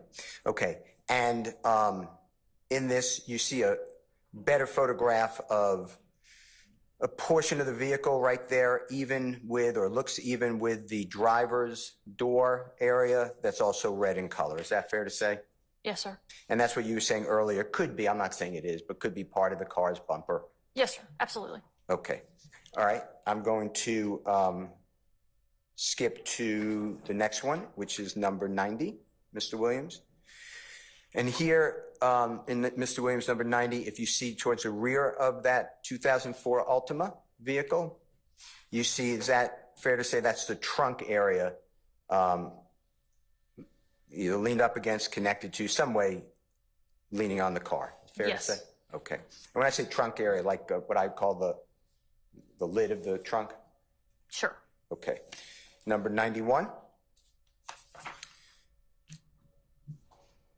That is, again, the, we're looking at, just to orient the jurors, the rear driver's side of the Altima vehicle, and you can see part of what we're saying is potentially the trunk area leaning up against the car, as well as a blue item. Is that fair to say? Yes, sir. And also prominent here is money and what I believe to be suspected blood. Yes, sir. Can you tell the ladies and gentlemen jury anything about that blood, if you have any knowledge when you see something like that? It appeared to be coagulated. Can you just explain that? It just appears to be it's thickened up. A lot of times when you bleed, if you'll notice, a lot of times if you don't clean the wound right off the bat, it thickens up and it's looked like this thick layer. That's kind of a basic way to describe it. The blood basically is just pooled together and it's just thickening as it receives oxygen. And with that blood, that is on the driver's side rear of the Altima. Fair to say? Yes, sir. All right, let's go to 92. And that is U.S. currency, appears to be U.S. currency on the ground, right? That's correct. And then do you see the little red items throughout that scene, the dots? Yes. I'm kind of playing it down, but It's blood spatter. okay. And are you familiar with blood spatter? Oh, yes. Tell the ladies and gentlemen how you are familiar with that. I've been a homicide detective for almost 15 years. I've seen a lot of blood spatter. And can you explain what, if blood is spattered, what does that mean? So if somebody gets injured and they move, most likely the blood's going to go somewhere. If you've ever noticed, if anybody's ever been in, like they've cut themselves or they've cut their finger, then they go to move, the blood goes down. It's spattered on the table or the floor or wherever. That's blood spatter. Are you familiar with blood having a tail and a head to it? Do you know what I'm talking about? Yes, I am. Can you just explain to ladies and gentlemen, jury, what that means? It helps you determine the directionality of the person, which way the person was going. Blood spatter can tell you a story. And the tail means what? So, You're going in a specific direction. okay. Is that similar to, I don't want to make this too simple, but if you dip a paintbrush into paint, splash on the wall, you'd see is that fair to say? Sure. Okay. All right. I have 93. Similar photograph that we just discussed. Is that correct? Yes, sir. Just a closer view. All right. And this is what you explained earlier. You take it far away, then intermediate, then closer. Yes, sir. All right. Let's go to 94. Now we're looking away from the car and towards the retaining wall where the police officer's car is. I know it's not in the picture, but is that fair to say? Yes, sir. And that's presumably part of the red Nissan Altima vehicle, 2004. That's correct. All right. Let's look at now the 97, which is Mr. Williams in Evans, okay? We are now at the rear of the vehicle facing the wall that the vehicle presumably struck. Is that correct? I'm sorry. We're at the rear of the vehicle, yes. Towards the wall where the vehicle presumably struck. We're looking towards the wall. Oh, you mean the wall of the store? Yes. Laundromat. Okay, yes. Okay, I think you called it a coin laundromat. And now we're looking at the passenger side, correct? That's correct. And this is also depicting the passenger side front and rear doors closed. Fair to say? Yes, sir. All right, and this is how when you get there and your team gets there, this is how you found it. Yes, sir.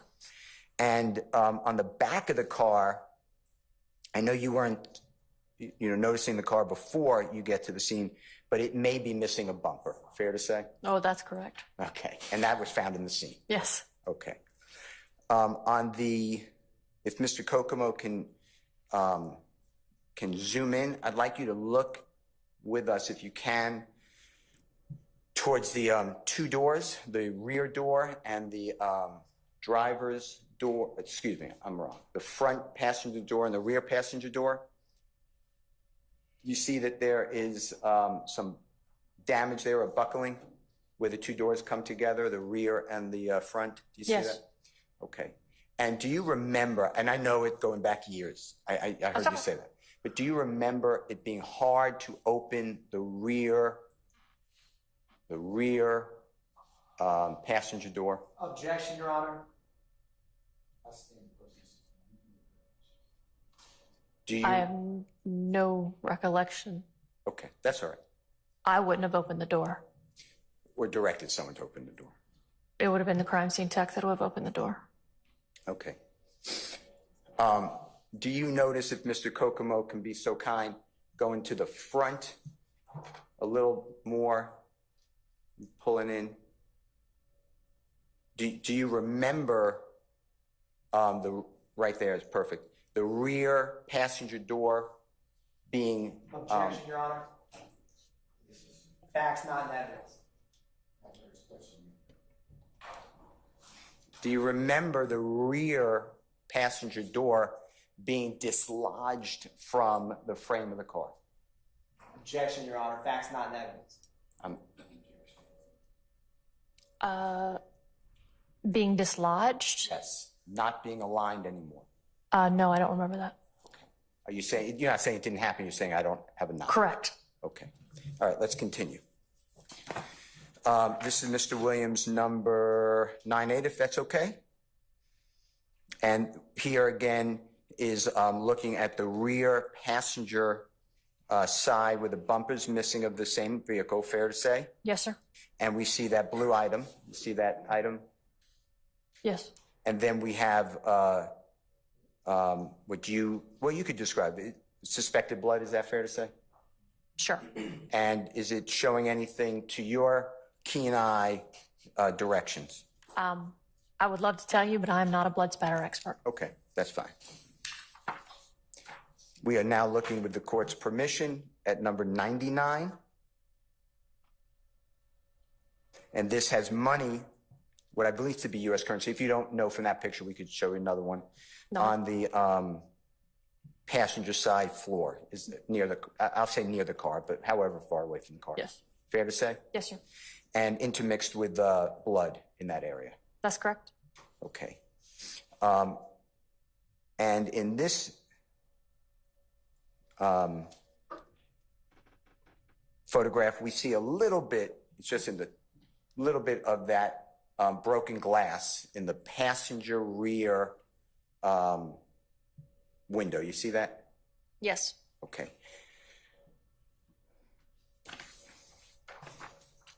We're going to go to Mr. Williams, number 101.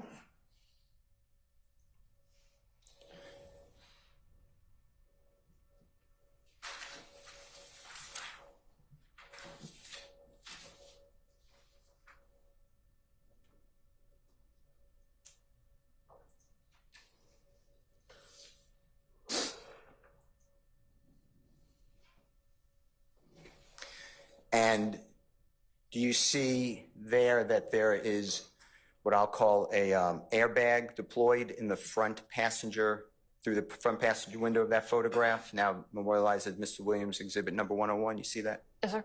Okay. And again, you see the front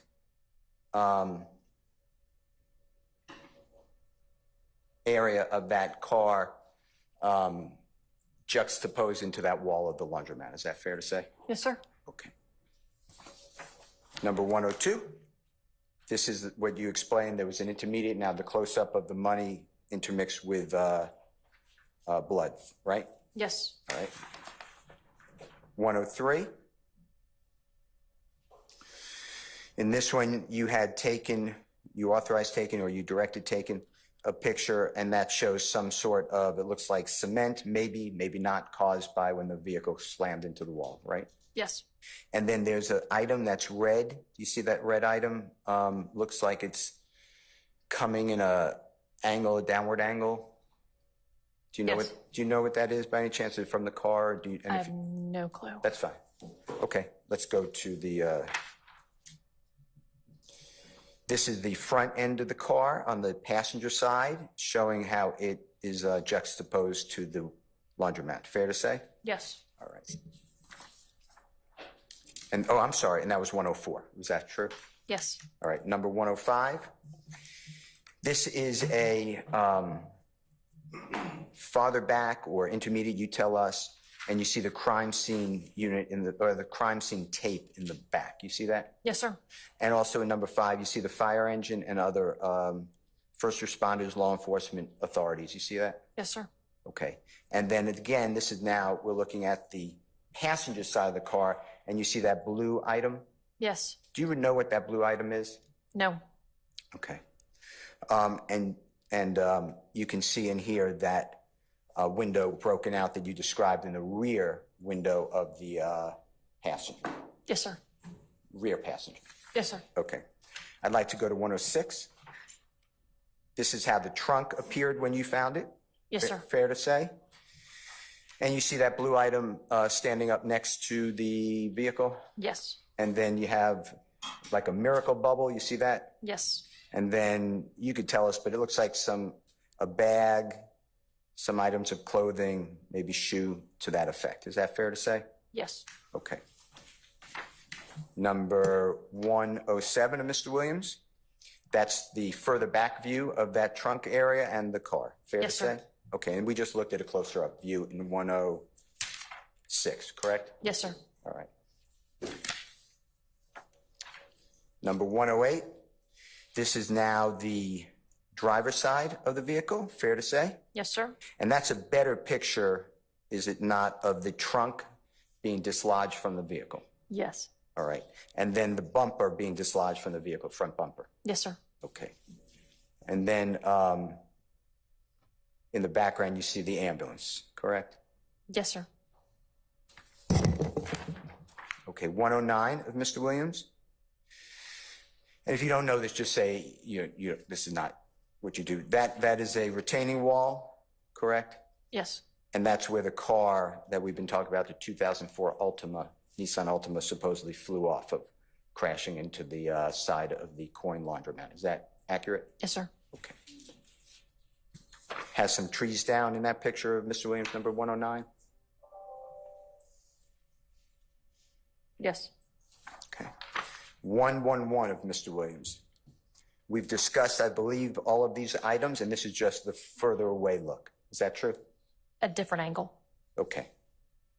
It also has, I don't know if they're, you correct me, are they skid marks? What would that be? Yes, sir. Okay, and that's made, do you know which tire would make that? No, that would not be in my job. That's fine. Okay. Let's go to number 112 of Mr. Williams. You see on, and Mr. Kokomo can help us, you see on the right-hand side, center, but a little lower than center, right behind the rear bumper. See the rear red bumper? Yes. And you see the gouge marks in the pavement? Yes, sir. Okay. Is that also beyond, you don't want to comment on how that was made, do you? I wouldn't know. No, yes, sir. Okay, that's fine. Do you know what the item is that's right in front of the rear red bumper of Mr. Williams 112? Something that's supposed to go in the trunk. Okay, do you know what it is by any chance? I believe it's that carpet section that goes over where the spare tire was. Say it one more time. Not the carpet section, but that, when you open the trunk and then you have to pull that piece out to get the spare tire out? That piece. With the little... Yeah, I don't know what it's called. Okay. I just know that's where you find the spare. With the screw that holds it in the...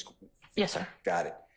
And was that in Mr. Williams number 113? When Mr. Kokomo can get us there? If you know from the scene, is that the spare tire that came out of the trunk? I believe it is. I can't say because I don't know if the trunk car had a spare tire, but totality of circumstances, yeah, you can presume it. Okay. Mr. Williams, number 114, can you tell us what that is?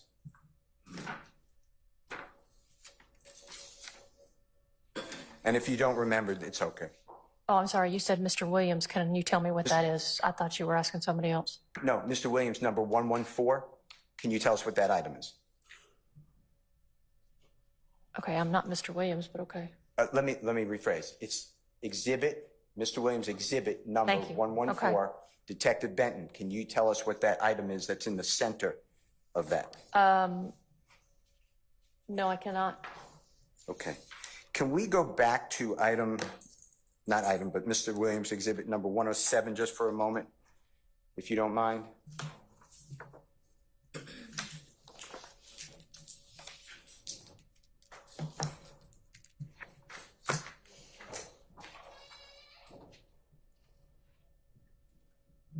I think it's coming up. Oh, okay. And if Mr. Kokomo can do me a favor, and right in the center, top, if he can zoom in on that.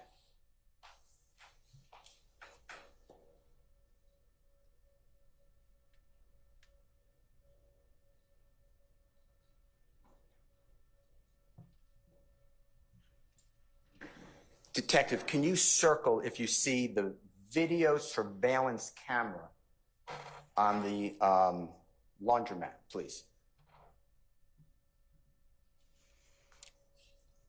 And would it be in your purview to either order somebody to look at the video surveillance or obtain the video surveillance or check the video surveillance? What is your position at that point on this scene? I know on other scenes it may be different. That is not my purview. Whose purview is that? As the lead detective or whoever they delegate to do that. Who's the lead detective in this case? Detective Quinn. Okay. All right. And I apologize for going backwards. Let's go to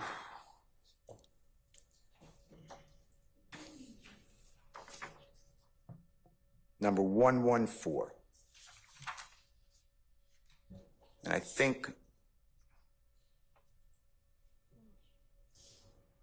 when you get a chance, can you just clear the screen for us? Oh, sorry. Is there anything of value? See right in the center, in that space, maybe two spaces, before you get to the rectangle in yellow. Is there anything of value that you remember from that item? No, sir. Okay. Okay. So 114 is really just another angle of the police vehicle and the 2004 Nissan Altima Red. Yes, sir. Okay. Number 116. This is how you explained earlier. This gives a great view of the distance for the retaining wall where the car presumably flew over and the items that were debris in the vehicle. Yes, sir. And then the police car with the two open doors. Yes, sir. Okay. Going to number 117.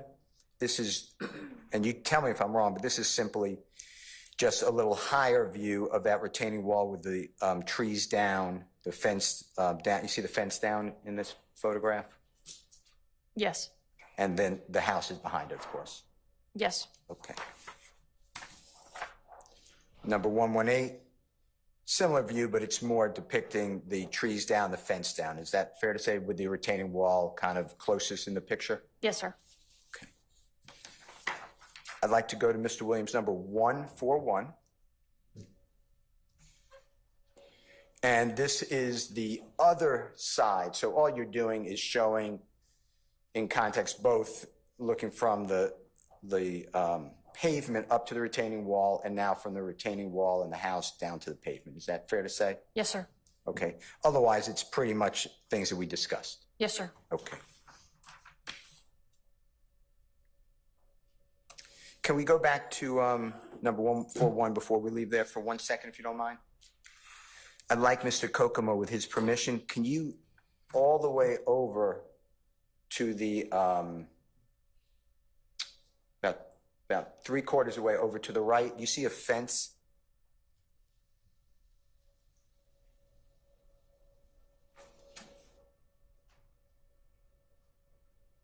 Can you see that fence? Oh, yes, sorry. No, that's okay. And in front of the fence appears to be, I'm not saying it is, but if you remember, appears to be like where people would put their garbage. I believe there was a dumpster right there. Okay. And then that fence has what, when I was a little boy, called barbed wire. Is that what you see? Yes. Okay.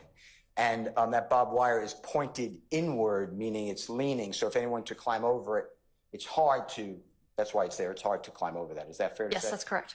And the reason for, well, you tell the jurors, what do people have, or what is barbed wire's purpose? Just to prevent somebody from entering that particular part of the property. And if somebody touches barbed wire, what can happen to them? Oh, they get shredded. When you say shredded, that sounds like a police officer term. Sorry, their skin gets cut. Okay. And there's barbed wire all throughout that fence. Is that fair to say? Yes, sure. Okay. Let's go to number 142 of Mr. Williams, if you don't mind. This is, again, we are looking at going from the above the retaining wall down to the area where the Altima crashes. Fair to say? Yes, sir. Now, there's an item, if you notice, I'm not saying the Altima was in any way touched, but do you see an item now covering that area we discussed earlier with the rear bumper? Do you see that on the ground? Oh, yes. Do you know what that is or how that got there? No. Okay, but that's why you take all these pictures, right? No, that's not an item covering. That is the top of, looks like a little shed type area. That's the top of the shed that's coming out. Just the angle of it looks like it's on the ground, but it's not actually on the ground. It's on the shed. You're right. Okay, that is not on the ground. No, sir. I apologize. Thank you. Thank you. I see what you're saying. And if Mr. Kokomo can blow it up, you can even see the kind of the brown structure holding up that what I thought was on the ground. Is that right? Yes, sir. Okay, thank you. And actually, number 143 would have showed me my error. That's the item, correct? Yes, sir. All right, and otherwise, everything else is the way you described it. True? Yes, sir. Let's go to number 144. I'm not saying it's the same, but it's a similar picture. Is that true? Yes, sir. Okay. 145, I'd like to talk about that. Now law enforcement officers are taking pictures. I don't have a 145. I said 155. If I said Oh, I'm 145, I sorry. apologize. I meant 155. Yes. You ready? Yes. Okay, now law enforcement officers are, through your direction, or excuse me, civilian crime scene techs, they are getting closer to the car and they're taking a picture of the broken glass. Yes, sir. Is that fair to say? Yes. And if Mr. Kokomo can blow up into the car, do you see that item that looks like there's, it's, I'm going to say black in color or dark in color? Yes. And do you know what that item is? No. Okay. Is it inside the car? And if you can't tell, just say. It is inside the car, yes. All right.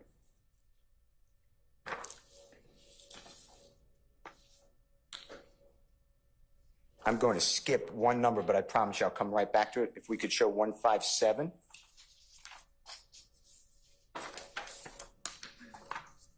Do you see what has been marked and entered into evidence as Mr. Williams number 157? Yes. And this is the rear seat of the car, right? That's correct. And you didn't put any items there. You wouldn't let anyone do that. Correct. That would be totally inappropriate, right? That's correct. That would be tampering with evidence, tampering with a crime scene, right? Absolutely. So here, in the passenger rear, there is items, correct? Yes. And let's just go through some of these items, if that's okay with you. On the ground, it looks like to me, and we're going to show other pictures, but on the floor, well, I guess the floorboard, do you see what's called, it says it looks like the insignia for Burger King. Do you see something like that? Yes. Okay. And do you see in front of it or next to it, I guess, what later is found to be a cell phone? Yes. And do you see underneath that item is what was found later to be a cell phone? Do you see that? Yes. Would you do me a favor and just, for the ladies and gentlemen jury, just circle and go in order and just tell them what you're looking at. First the Burger King, second cell phone, third cell phone, or first cell phone, second cell phone. Burger King. Cell phone. And I believe the other cell phone is over there somewhere. What is closest, if you don't mind, to us, the way Mr. Kokomo blew it up on the floorboard? You see that item? I'm not real 100% sure what that is. Okay. Let's just Based off talk this about photo. That's fine. Let's just talk about, first of all, that what I'm calling a Burger King item, okay? You can leave those up there if you don't mind. Sorry. It's fine. Just on Mr. Williams number 157, just point to or circle or something, the Burger King item again, if you don't mind. On the screen. Oh, what'd you need me to do? I'm sorry. That's fine. Just what you did before, just point to or circle the Burger King item. I want to talk about that for a minute. Okay. Okay. Do you know what type of texture, what type of compound that item is? Objection, Your Honor.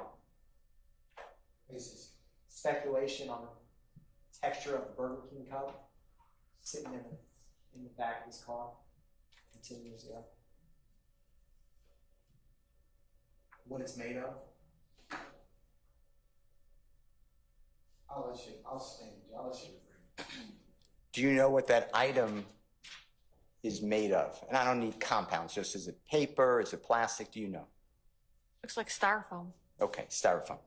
Now, do you know whether styrofoam holds, let's say, you know what DNA is? Yeah. Okay. Yeah, I'm very well aware of DNA. Just don't go into everything unless you need Okay. to. Just tell the ladies and gentlemen jury what is DNA and how does it use to police business that you do? What type of DNA would you like for me to talk about? Let's start with touch DNA.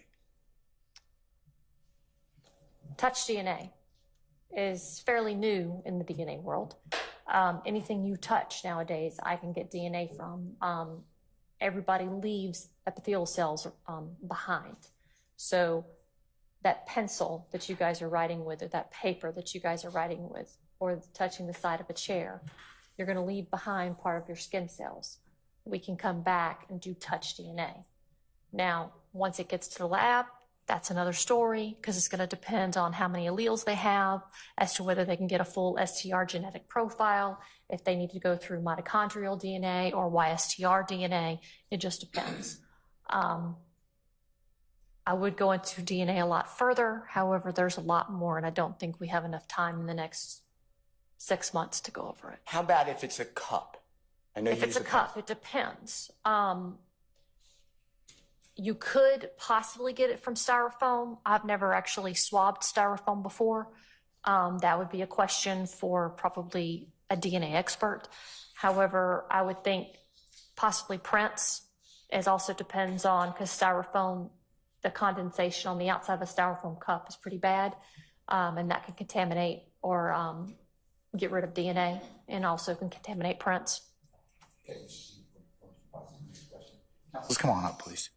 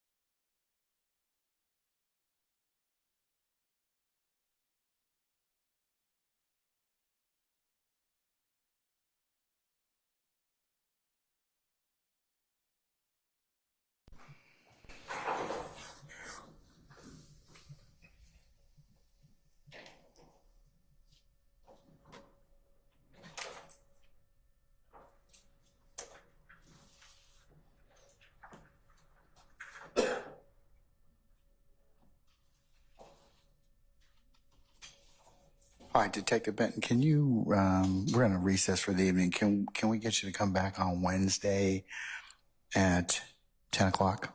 Yes, sir. Okay. All right. I'm going to excuse you until then. Please don't discuss your testimony with anybody except the attorneys in this case. Okay. Yes, sir. All right. Thank you, madam.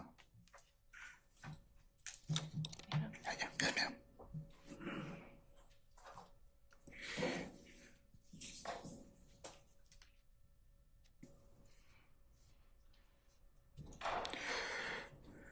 All right, ladies and gentlemen, we have reached a natural stopping point.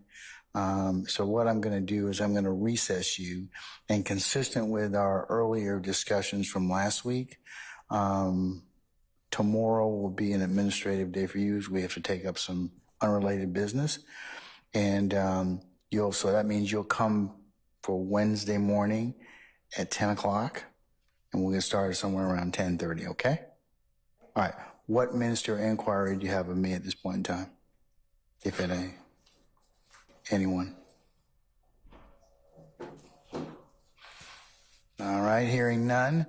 Then let's go through your ad nauseum admonitions. Leave your notepads in the basket. Please do not discuss anything that we have covered thus far amongst yourselves or with third parties. Don't go and visit the scenes. Don't go and research anything on the internet or third-party sources. Certainly don't listen to anything on the radio or other sites depicting or chronicling what's going on in this particular trial, as you can only consider what's presented in the four walls of this courtroom. And of course, ladies and gentlemen, don't go by and visit any of the scenes or anything that you may have learned as part of this particular case thus far. And the last thing, ladies and gentlemen, as I've highlighted to you every day, thank you for your patience and the patience you've given and will continue to give to us. And unless you have any other inquiry of me, we'll see you Wednesday morning for 10 o'clock. And we'll bid you a good evening. Leave your notepads in the basket. All right, all rise.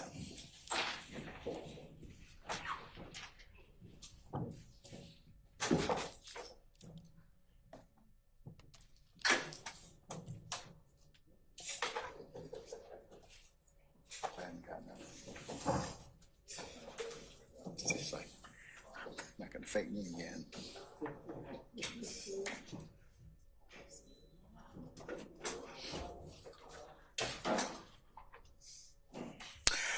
All right, ladies and gentlemen, please be seated. Our jury has left us.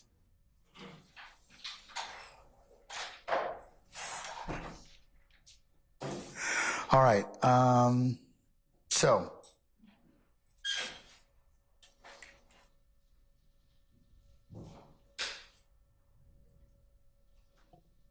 tomorrow morning, it is the court's intention to take up Williams 38, 39, 41, talk about Mr. Winfrey, Mr.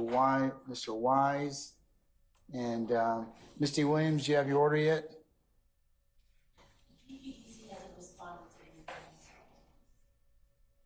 Okay, can you have Ms. Abisi check on that, or Ms. Abasi check on that?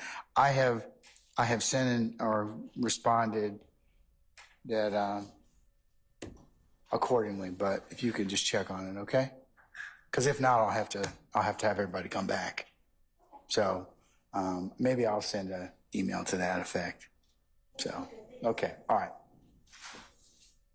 Okay. Judge, we also have the matter of the 911 call that we would like to address, or if the court sees fit to address tomorrow. If we have, are we going to get to it anytime soon? The next day, Wednesday.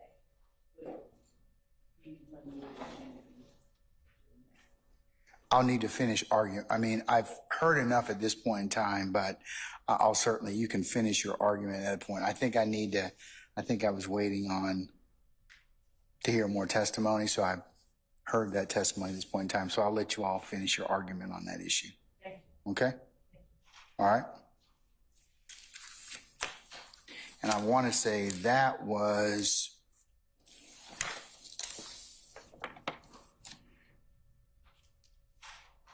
Williams, Defendant Williams' motion in limine number 40, so which we've heard some testimony on already. So I will hopefully rule upon that tomorrow as well.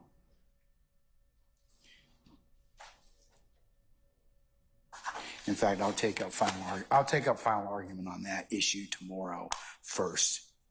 Okay. All right.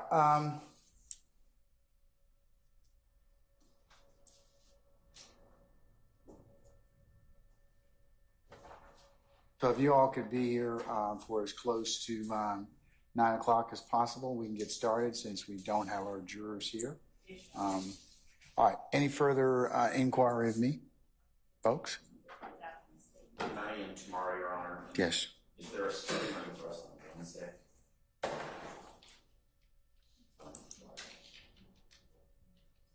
10 o'clock, sir. Thank you. All right, anybody else? Okay, folks, then I'll see you tomorrow morning for 9 o'clock start time. We'll take up those motions, and we'll see how much the morning will lead us at that point. Okay. All right, we're in recess. Bring your device.